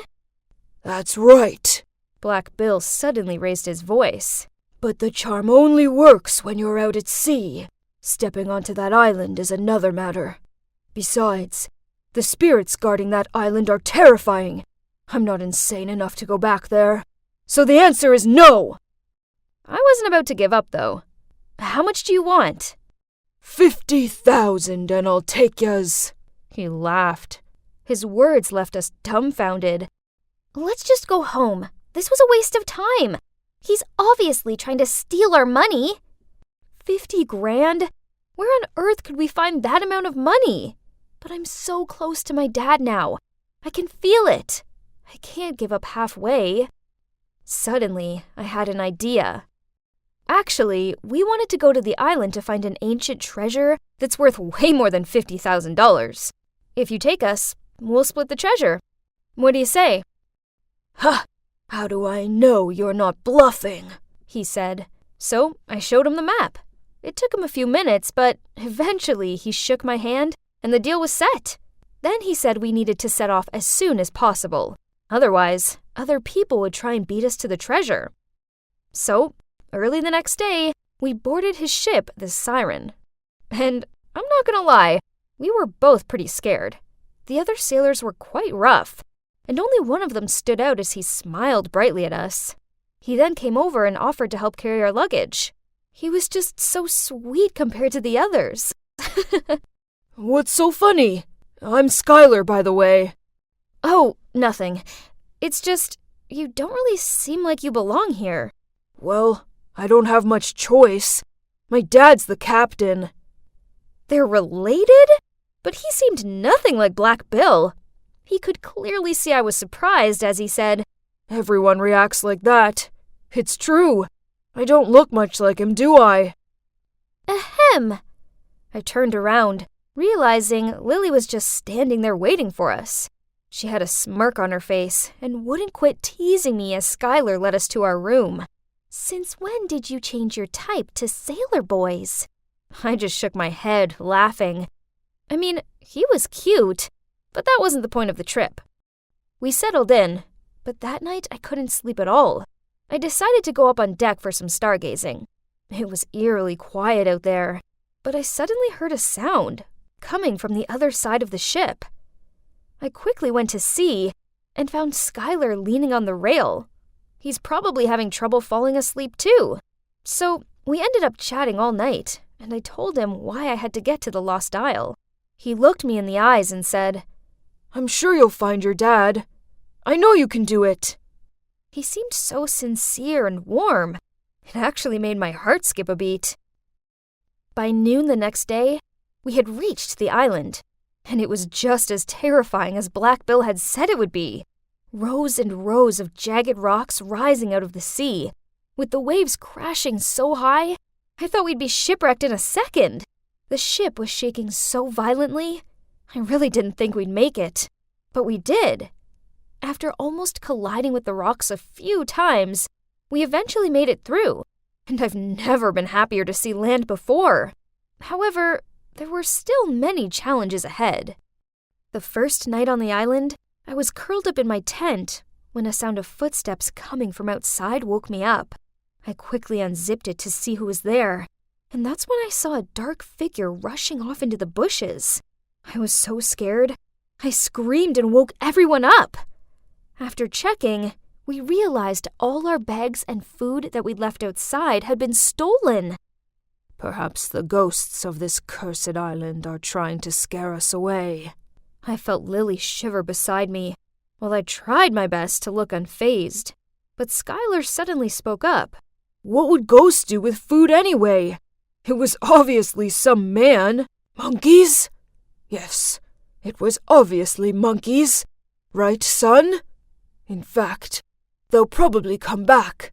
So we best keep our eyes peeled. For the rest of the night, we took turns guarding the tents. Then once the sun came up, we packed up our camp and continued on our journey across the jungle. Julia, are there really ghosts on this island? Ghosts aren't real, Lily. I started, but then I found myself screaming. My right leg dropped and suddenly I was falling into a hole. Luckily, Skylar was nearby and grabbed my arm just in time. I quickly looked down and saw there were dozens of sharpened wooden stakes at the bottom of the hole. What in the world? That wasn't the only trap, though. As we crossed the island, we all got stuck in a snare at some point. From net to rope leg traps, this cursed island has all the tricks up its sleeve. Luckily, no one got seriously injured, but it was still totally freaky. That night, I headed towards Skylar's tent to thank him for saving me, and as soon as he saw me, he pulled me into a hidden corner and said, "There's something I need to tell you. I'm not Black Bill's real son." "Skylar!" Black Bill suddenly shouted from a distance. "Come here! Right now!" "I'll talk to you later. Hide that compass, and don't tell anyone." Before I could even begin to understand what was going on, he'd left. Another shock hit me as I saw the swallow symbol alongside my dad's initials engraved onto the lid. Huh? How did he get this? Did Skylar know my dad? A billion questions flooded my mind, but by then, Skylar had already gone guarding the campsite with his dad. The next morning, after basically no sleep, I decided I had to find Skylar and get some answers. As I was looking around for him, a group of strangers landed from the trees. They were like some sort of jungle people, with bushy hair and beards and wore raggedy clothing. They surrounded our camp and started threatening us. I was so scared, I couldn't move a muscle. "Julia! Lily! Run!" Skylar screamed, and I managed to snap out of it. I grabbed my bag in Lily's hand and ran after him and Black Bill. We eventually found a cave and took shelter there. It was hidden deep in the trees, and we prayed they wouldn't find us. We then only came out when we were sure they were gone. I asked if we should go find the rest of the crew, but Black Bill ignored my question and only had his mind on the treasure. Ugh! He was willing to leave his crew behind. What a cold-blooded man! And yet, I had no other choice but to continue the search. I couldn't risk being caught by those barbarians. I needed to find my dad. So I reluctantly pulled the map out, and we followed the directions. It led us to a stone temple in the middle of the island. One by one, we entered and went deep inside. Suddenly, Black Bill screamed. An arrow flew past him, just missing his cheek. Terrified, he turned pale, clutching his chest. "Your treasure better be worth all of this, or else."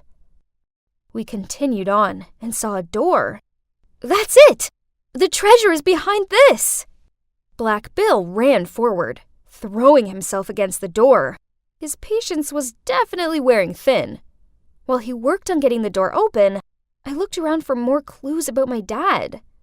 Suddenly, I turned around to see Black Bill falling on his knees. He'd managed to open the door, but inside was just a room full of dusty, chipped, cobweb-covered vases. "You tricked me! I risked my life to come to this hole of an island for nothing!" Black Bill then swooped over to grab me. I struggled to get away from him. He was squeezing my neck so tight, I couldn't breathe. I looked to Skylar pleading for help, and he tried to calm Black Bill down. "Oh, shut up! And you! Bring all your stuff over here, or this friend of yours will be in big trouble." Trembling, Lily did as he said, begging him to spare me, but he only gave her a threatening look while tightening his arms around my neck. He signaled for Skylar to come get his things.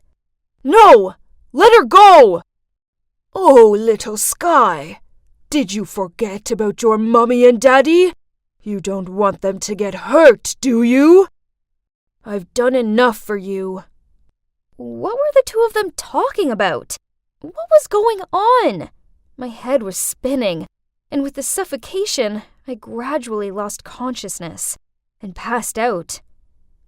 When I woke up, I found myself on the Siren, surrounded by Lily, Skylar, and... Dad? Am I dreaming? Is it really you? My eyes blurred with tears. I rushed over and hugged my dad. Then I found out what had happened. As soon as I fainted, the horde of barbarians rushed in, captured Black Bill, and freed us all. Turned out, these people were all sailors, archaeologists, and explorers who had come to the island to look for treasure. When going through the reef, they were attacked by a group of pirates who robbed them of all their possessions and belongings. Then they were mercilessly dumped empty-handed on the island. That crew of pirates was none other than Black Bill's crew. All those legend tales about the island, including the amphitrite charm, were made up by Black Bill himself, thinking he could cover up his crimes by preventing people from approaching the island. Wow, that man was a real monster. I knew something was fishy about him. But luckily, taking the chance of the pirates setting sail to the island, the group of victims conspired to capture them and free themselves from the deserted island. As for Skylar, poor Skylar, he had been through so much. He was actually one of the victims. 2 years ago, he and his parents were also dumped on the island. Worrying that their young boy wouldn't survive, his parents begged Black Bill to let him be a part of the crew. Seeing that Skylar was strong and healthy, Black Bill agreed, on one condition that if he ever betrayed him, his parents would be executed.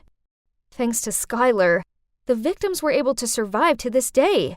Every time the boat came near the island, he would sneak food and necessities into a barrel and let it float to shore. Smart move. Oh, and that's not all. When Skylar was on the island, he had met my dad, and they even had a talk before Skylar was about to get on board to join the crew.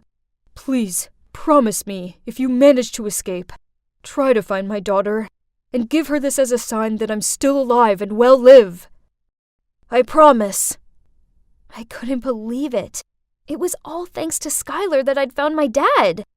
He smiled at both me and my dad and said, "See? I never break a promise." Anyway, when the ship docked, the pirates were immediately arrested. As for the victims, they were finally reunited with their families. Now, a year has passed, and honestly, all this was still so surreal to me. My dad and I spent a large chunk of the past year setting up an organization to help the people who'd been stranded on the island reintegrate into society. Lily has actually been writing a book about our adventure. And as for me and Skylar, well, we're officially dating. Guess it wasn't such a cursed island after all. Right? Let me tell you something. Something really important. I have acrophobia, so this is my idea of a nightmare. I don't want to be here at all. Oh, and that guy on the other side is Charlie. He's my boyfriend, but I don't actually like him like that. So you're probably wondering how I ended up here, 200 meters above the ground and about to make this terrifying leap. Well, let's just start from the beginning. Hi, I'm Luna, a 17-year-old high school girl from a small town in New South Wales. Growing up, I was desperate to please my hardworking single mom. The problem was she was nearly always tired and irritable. So no matter what I said or did, it usually ended up being wrong. The most common words that came out of her mouth were, "If you want me to love you, you have to be nice." I wanted her to love me more than anything else in the world, so I did everything I could to appease her. This led to the need to make everyone happy, and left me with an unfathomable fear of being hated by others. If I made other people happy, then they'd like me, right? So whenever someone asked me to do their homework or cover for them on roll call, I did so without hesitation. And if there's ever an argument or awkward situation, regardless of if I'm to blame or not, I always apologize first.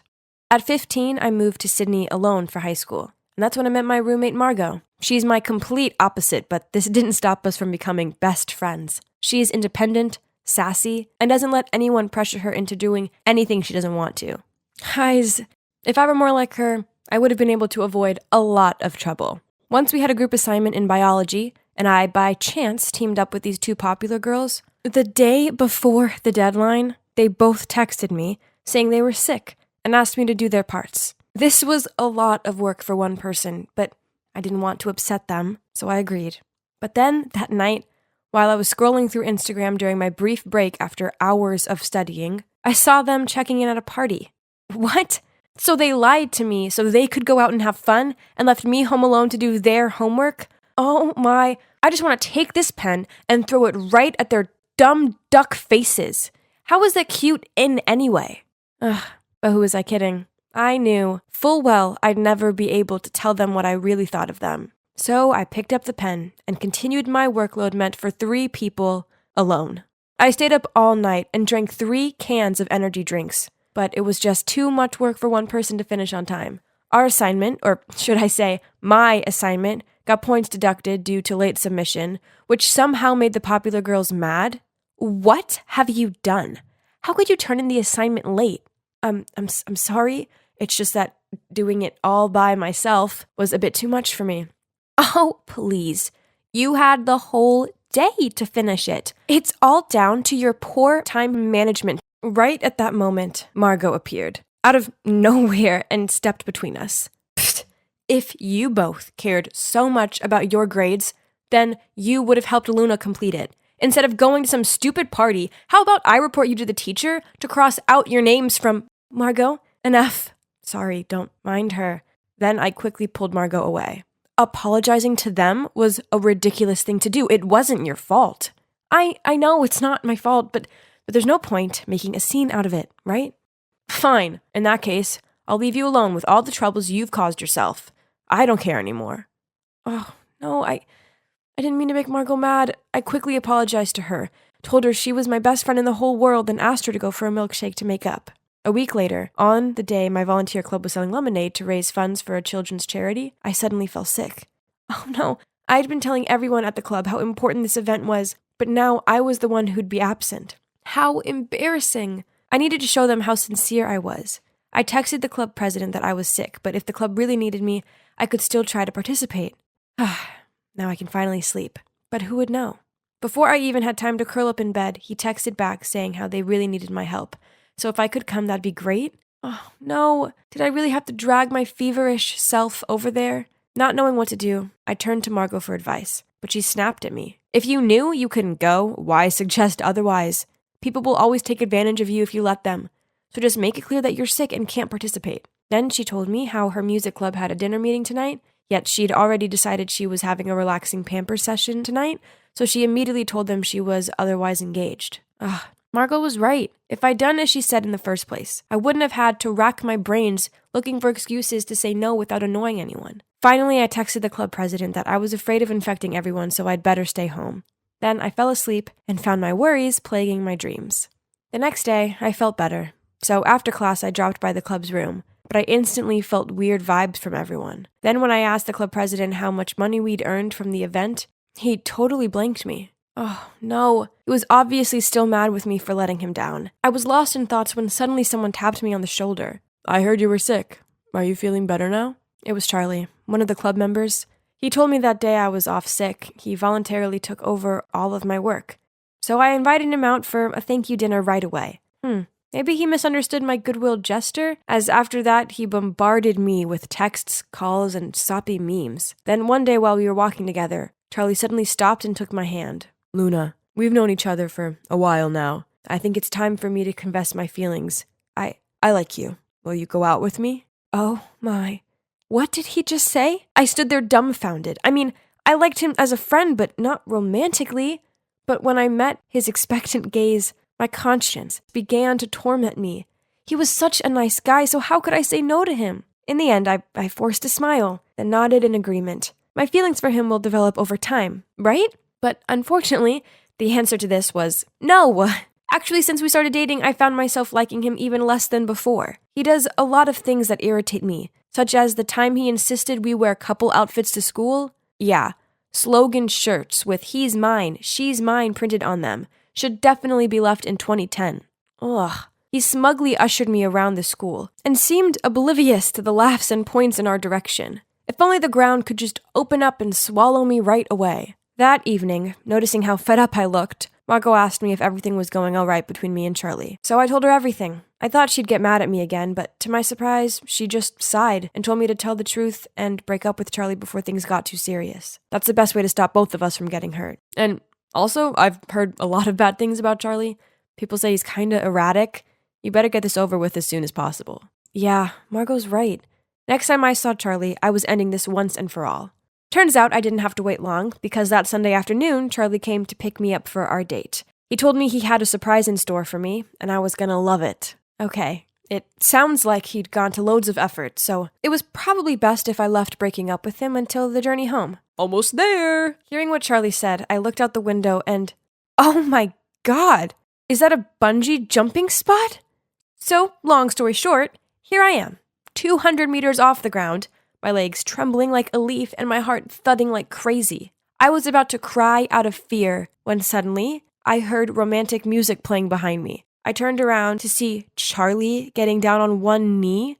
Behind him was eagle-eyed staff holding roses and candles while swaying to the music. What's happening? I know we haven't been dating long, but it's clear that we're made for each other. Luna, will you marry me? What? Did I hear him wrong? I mean, I'm only 17. Seeing my puzzled look, Charlie hurriedly said, I know we're still in high school, but don't worry, we can wait till graduation. Then let's have the most wonderful wedding straight after that. This was insane. I stood there, rooted to the floor, not knowing what to do, and seeing everyone watching and waiting made me feel even more pressured. I was trying to figure all this out when Charlie forced the ring on my finger. Oh my god. What should I do? What should I do? Well, in classic me fashion, I didn't do anything. My stupid hand just froze in place. And in the end, it turned out like this. No, I couldn't let this happen. Charlie, actually, I don't have feelings for you. I was going to tell you today, but I didn't expect things to end up like this. You're kidding me, right? If you didn't like me, you wouldn't have let me put the ring on earlier. So I explained everything to Charlie. His face darkened with disappointment. I felt so guilty. I should have just been straight with him from the beginning, then none of this would have happened. We can still be friends, can't we? I asked, but Charlie replied without even looking at me. If you don't like me, then why give me hope? Why the emotionless tone? It felt like he turned into a completely different person. Afraid, I kept quiet, not daring to blurt out so much as a word. I'd be home soon and away from this suffocating atmosphere. But as Charlie drove, I noticed how the surroundings became stranger and stranger. This is definitely not the way to the dormitory. Finally, the car stopped at an abandoned construction site. Luna, get out of the car. Sensing his irritable tone, I did as he said. You can stay here until you've figured out that we're destined for each other. Then call me. I watched in horror as he drove away and left me there. I was all alone, in the middle of nowhere. Panicked, I called Margot for help, but as soon as she picked up, my phone ran out of power. I explored the area, but it was completely deserted. Would I be stuck here forever without anyone knowing? It was getting late. I'd barely eaten or drank anything all day, and this felt hopeless. I burst into tears, and then everything felt dark around me. I woke up to the bright lights of the hospital. Margot jumped in to give me a hug, then explained what had happened. Turns out that night after I called her, she checked my location on Snapchat and saw that I was in some deserted place. Sensing something was off, Margot and the dormitory manager went to find me and took me to the hospital. Charlie was disciplined and detained for a month for the trouble he'd caused. After that horrible experience, I talked a lot with Margot. She comforted me, encouraged me, and said that it seemed like my desire to please others stemmed from childhood trauma. Perhaps it was my mother's words. If you want me to love you, you have to be nice. That created the character I have now. I couldn't continue to let the past consume me. That summer, when I returned home to see my mom, together, we poured out our feelings and faced our problems. I finally figured out that being nice to people wasn't a bad thing, but agreeing to things just to avoid disappointing people isn't the correct thing to do at all. Now, with Margot's help, I'm step by step learning to say no to things I don't want to do, 'cause life's way too short to say yes to everything. Hi, I'm Ananya. After Dad died, Mom said leaving India for the US was a fresh start. But for me, it felt like someone pressed delete on everything I loved. The only thing that made me excited was that I got a bigger room where I could hang my paintings. I loved to paint and dreamed of becoming a famous painter, just like Tulip Bard, the coolest artist in the world. But Mom never liked my dreams. Did you seriously move with these paintings? After school, you will marry Arjun. That is the plan. I want to be more than someone's wife, like Tulip Bard. Pretty sure she doesn't wait around for a man to buy her groceries. And I'm not planning to either. Art won't feed you, but a rich husband will. Though Mom said art was a waste of time, I signed up for this class behind Mom's back. And that's when I met someone who would later change the course of my life forever. Are you drawing with your eyes closed? Still working on it. Yours is beautiful. I'm Tulip Bard's apprentice. You'll catch up. Maybe in 10 years? What? My idol trains this girl? Before I could clap back with something equally sharp, the teacher showed up. Wow, this is like gallery level work. Britt, again, less is more. Too many colors are piling on top of each other. My work was praised while Britt got an earful. That's a lesson against bragging, guys. For once, someone saw me. After the drama that day, it hit me that maybe the only thing holding me back was me. People in the art class liked my work, so I did something totally crazy. I created an anonymous Instagram page and started posting my art. What I didn't expect was the massive stir I'd cause online. In just 1 week, I had thousands of fans. But the shocker came the next morning. I opened my phone to a message from my idol, Tulip Bard. Your art is stunning. I'm Tulip Bard. Let's talk. I'd love to showcase your work. I even received an invitation letter sent directly to my home address. Tulip Bard had seen my art. The woman Britt worships, my muse, wanted me. Mom never liked my passion for art, but I hoped Tulip's invitation would change her mind. So I waited for my 17th birthday celebration to break the news. Happy birthday, darling. Blow out your candle. Make a wish. I wish you'd cancel this arranged marriage and let me chase my dreams of painting. Oh, not this again. Mom, please. I got invited to an art exhibition by Tulip Bard. She wants to feature my work. My talent is being recognized. Before I could finish, Mom snatched the card from me and ripped it into two. It felt like she ripped my heart apart, too. I told you, no more painting. You're getting married after high school. Did you even ask how I could afford to pay for this meal? It's all thanks to your husband-to-be. Before I could ask her what she meant, I felt a hand at the back of my chair. Hope it tastes as good as it costs. I knew you were too cheap to pay for this. That's not how you greet your fiancé who flew in from India. I was desperate for Mom and Arjun to drop this marriage stuff. So I said and did the craziest thing. I have a boyfriend. What? I turned around in my seat and grabbed a random young guy about to walk past our table. Babe, you're late. I quickly pulled him toward me before he could say another word. Please play along, please. You're late. Oh, yeah, traffic. Sorry. Then I held his hand and turned to face my mom and Arjun, both glaring at us in stunned, angry disbelief. Everyone, meet my boyfriend. Hi, I'm Trevor. I have had enough insults from this little girl. Maybe you should try an older girl, like my mom? Arjun clenched his fists in fury, while Mom couldn't hide the fire blazing in her eyes. How can you be so defiant? And just like that, Mom and her precious match stormed off. Me? I was relieved. Then I realized the guy beside me. Thanks, and sorry for that. You owe me one. Suddenly, Trevor's eyes went wide when someone came into the restaurant. Sure. Maybe later. You have to repay it now. Then he grabbed me and kissed me smack on the mouth. Our lips were closed, but still. I was about to give him a brain-resetting slap when... My ex is here. And then that girl came storming over to us. Trevor? Who's this? Wait, it was Britt. Talk about a small world. Hey, Britt. She's my new girlfriend. Oh, if it's not Miss Stupid Scribbles. I remember the teacher saying that's your title. Britt's face twisted with anger. Next thing I knew, Trevor was taking the hit for the orange juice Britt meant for me. I didn't mean... Trevor, But Trevor didn't even look at her. He just took my hand. Let's bounce. And just like that, we walked off. And Britt, she looked like a tomato about to explode. The moment we were outside, I pulled a handkerchief and tried to blot away the sticky mess on the guy's clothes.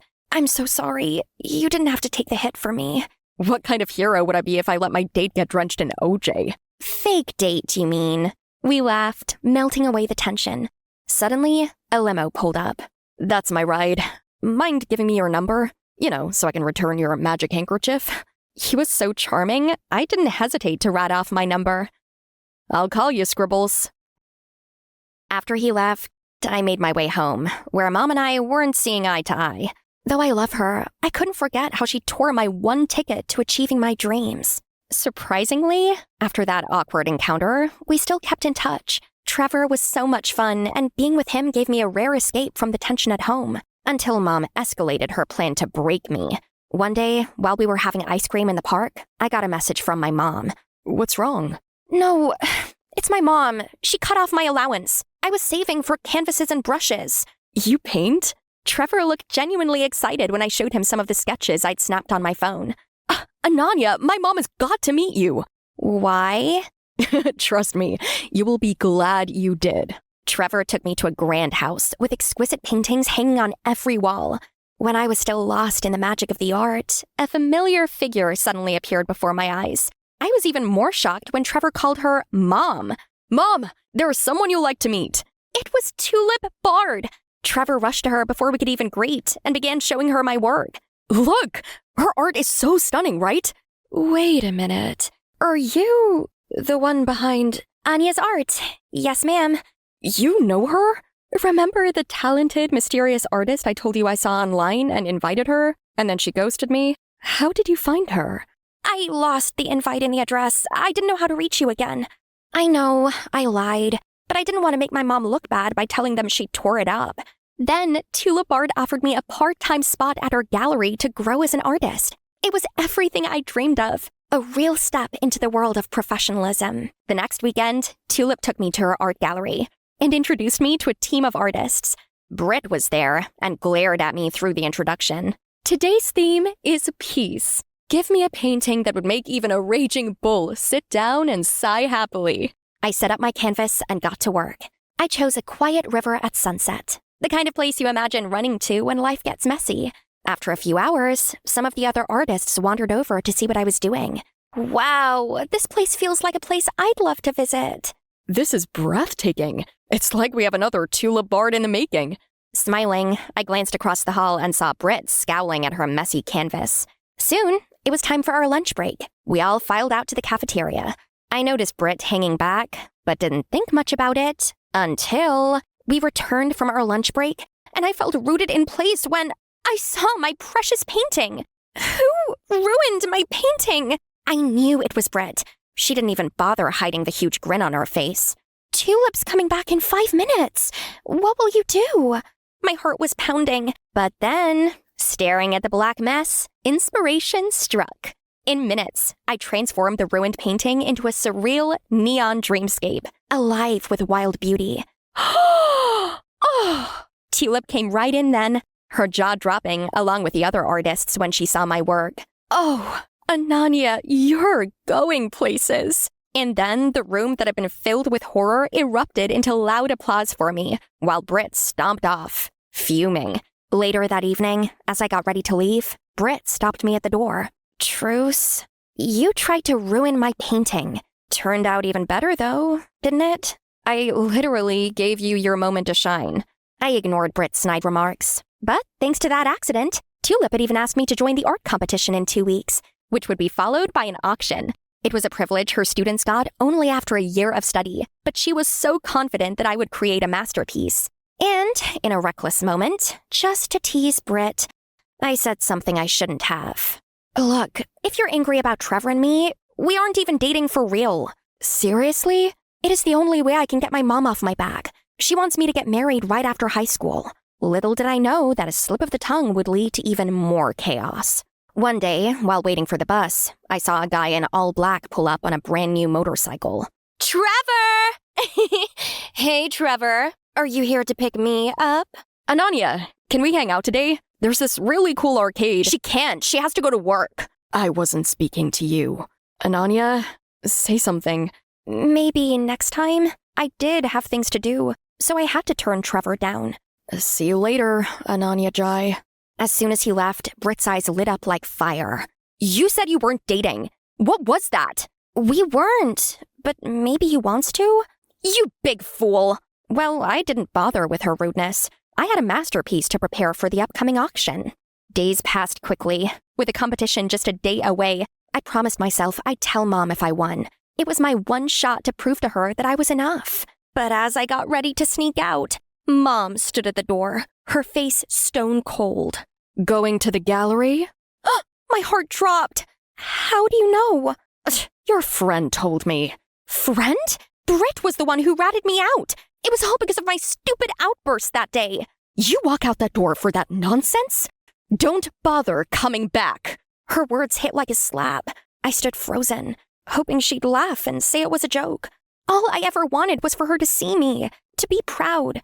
But today, I finally understood she never would. I have to do this. This is my lifelong dream. If you can't accept me, then maybe just throw my bags out when I get back. Ananya! Still aching from the fight with Mom, I headed to the gallery to get ready for the exhibition. But what I saw smashed my already broken heart into tinier pieces. My painting, the one I poured sleepless nights and every fragile hope into, was ruined beyond repair. For a moment, I couldn't breathe. The room was spinning. The dream that I had just a second ago seemed so close, and now? Was this how it ended? My heart wanted to burst. Ananya, breathe. Hey, look at me. It's gone! Trevor, I can't fix this! You don't have to fix it. You have to embrace it. Mom told me how you turned your ruined art into a beautiful piece. I spent 2 weeks painting this. We have just a few hours until the exhibition. You think I can create something stunning in 2 hours? All I know is, if anyone can turn this around, it's you. It doesn't have to be stunning. It just has to be something. Don't let Britt or anyone dictate your journey. Trevor's right. You've always had that spark. Don't you dare let this one moment, this one betrayal, make you think you've lost everything. A woman at the hall asked me to give you this. Ananya, Mom's here for you. Love, Mom. Is that my mom? Has she changed her mind? You wouldn't want to let her down by giving up now, would you? That was all the push I needed. Mom was here for me. How could I not show her what I had been fighting for all my life? I let myself go, pouring everything into the new piece. My mind and creativity danced wildly as I painted with bold strokes and daring colors. I pulled an unimaginable feat and had the painting ready for the exhibition and then the auction. The bids kept climbing higher and higher. We have another bid from Mr. Westfield. $500,000. Do I hear 6?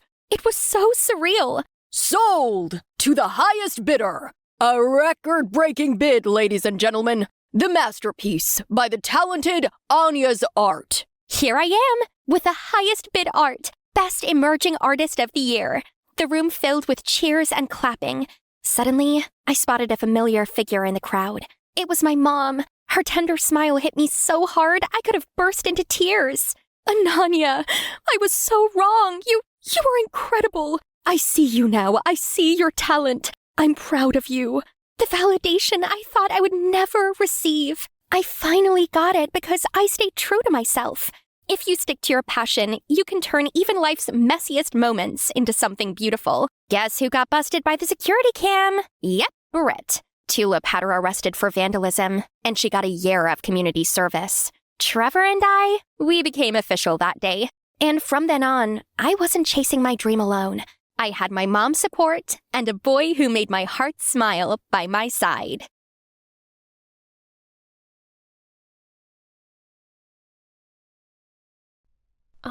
Here it is. Thank God I found it when I did. Cosmic Jess? Who's Jess? I'm Jen. You're Cosmic Jess, admin of the secret astrology mailbox. Quit the act. I know it's you. I've read your notebook.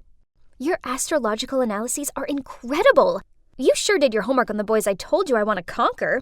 You're my idol. Huh? Oh, turns out our hot girl Kira here, she's the weird girl who asked me, or should I say, my alias Cosmic Jess, to help her flirt with guys. Ugh, but out of all people, why does it have to be her who found out about my identity? She knew too much. Let's be friends, okay? I'll keep your secret. I swear. Okay, but no one can ever know about this. Secret friendship. I get it. Was it a friend request or a contract? I shouldn't be friends with the resident hot girl, but it seems like I didn't have much choice. If anyone finds out that I'm Cosmic Jess, then I'll be kicked out of the astrology admin group. Hey, are you blind or something? Can't you see the road? I picked up my books in silence. It's best if I don't get involved with this attention seeker. I was about to leave when Rebecca grabbed my hand. You can't just leave. You broke my new iPhone screen, so I want to know what you're going to do about it. Is your head just for decoration or what? As you're acting like a brainless brat. What are you looking at? Don't you know who I am? And why are you rolling your eyes? Kira didn't stop there. By the time she'd finished taunting Rebecca, she caused her to run off crying. Then Kira winked at me and walked off. A famous, cute Leo wants to be my friend. I guess that's not a bad thing, right? Beneath her competitive and brash exterior, Kira is actually a warm and optimistic girl. No surprise, though, as Leos are extremely dedicated and sincere. She even gave me this beautiful white dress, just 'cause she said it'd complement my skin tone. Oh no! Now I've ruined it! Stupid ketchup bottle! I rushed to the bathroom to try and fix it. Jasmine, give me the soap bar! SOS! Here. Oh my god, what? Through the curtains, I saw the silhouette of a tall boy showering. You should stop breaking into the bathroom like that. We have a new tenant. Wait, can I please finish up here before we have formal introductions? Jasmine apologized to him, then dragged me out of there. Turns out that's Mark, my older brother David's classmate, and he would be staying with us while he completed his internship. Mark walked out of the shower not long after that, and oh my god, he was gorgeous. Look at that sun-kissed skin, lean muscles, and bright smile. Thank you, universe. He introduced himself, but my ears were ringing, and I couldn't hear a thing. Cupid had hit me. He even helped me clean up the ketchup all over the kitchen carpet and floor. What a nice guy.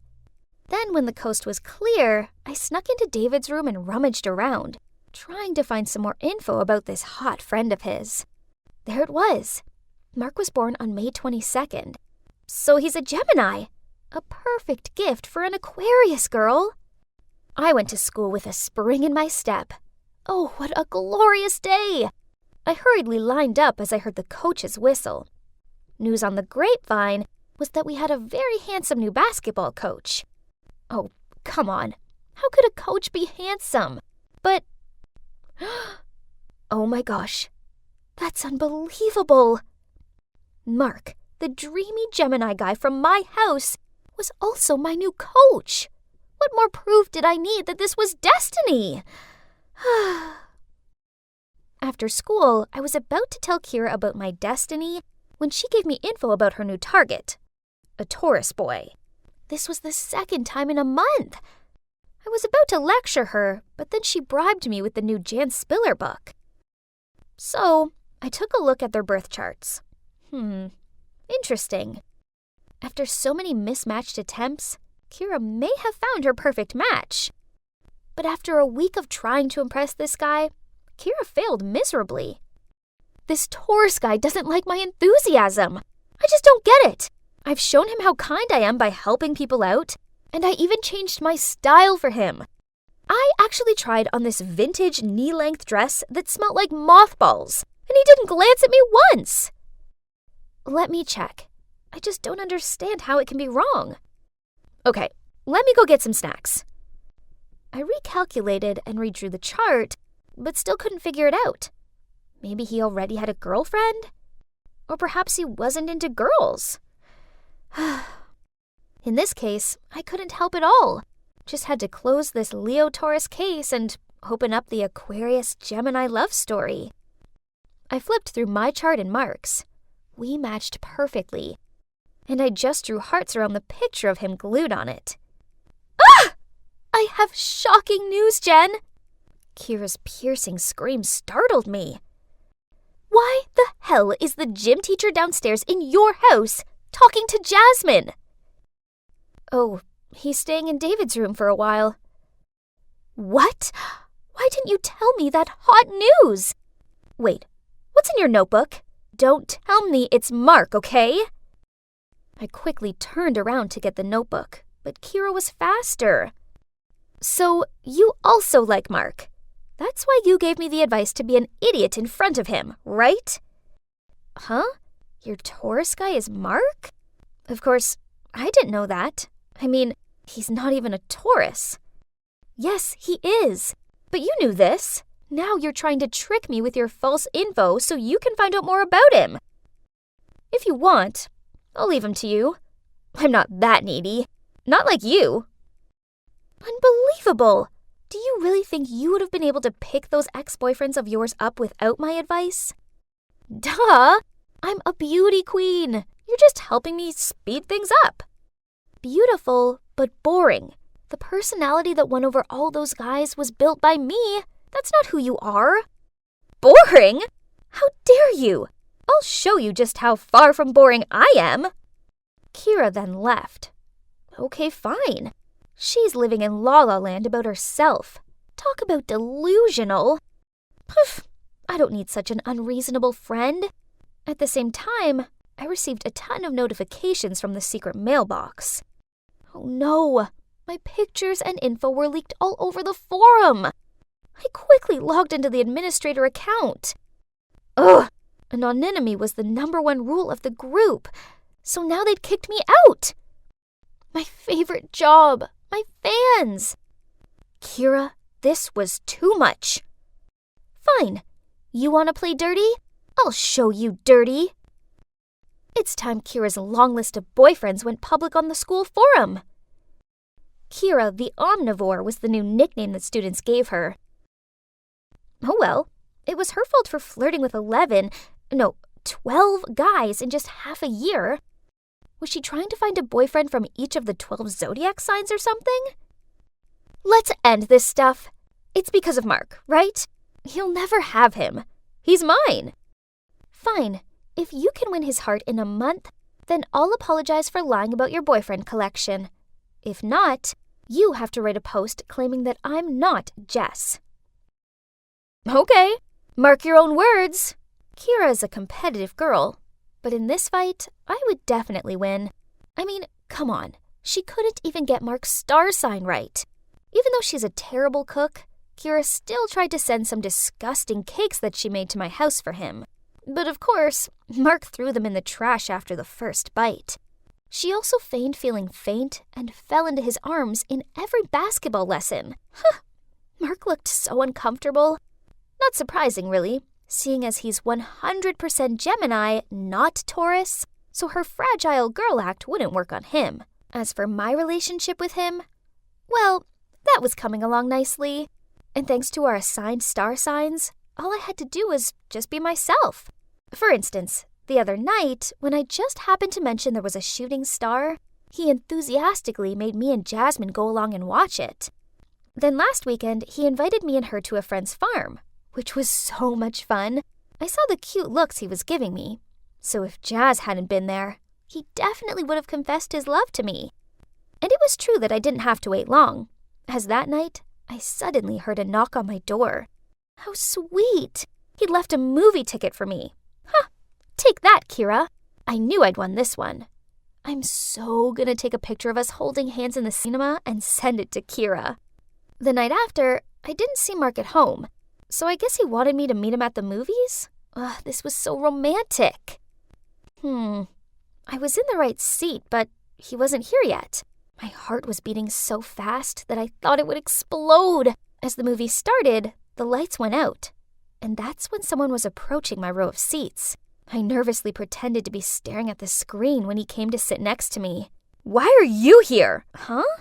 More like, what are you doing here? The two of us watched the whole film together in anger and impatience. Who on earth arranged all of this? We huffed our way out of the cinema, then spotted Mark. Only, he was holding hands with a girl. Jasmine? We chased after them, but Jasmine just shrugged and smiled. So, all this time, he'd been trying to win Jasmine's heart, not mine. Then he walked over to us and handed me his card. Go get yourself some ice cream, pizza, anything. Have fun. I'll be back with Jasmine later. What was that about? I looked at the credit card and gasped when I saw Timon's signature in the corner. How could I forget Geminis have multiple personalities? Timon was the founder of the astrological mailbox. Who would have thought that the leader of this group would be a teacher? Someone I lived with, my sister's boyfriend, my crush, and even my bestie's crush. Kira gave me a comforting look. Now we were both lovelorn, but in true Leo style, Kira had already lined up her next prey. Don't be sad. It's just another test. What zodiac sign do you think that guy is? He's pretty good looking, so he must be a Libra, right? I chuckled, then leaned my head on her shoulder. Mark, or should I say Timon, made me realize that before I can hope to find my dream match, I need to make some mistakes first. I may not have found love, but I did have my friend back, so that counted for something, right? At least the test of friendship worked.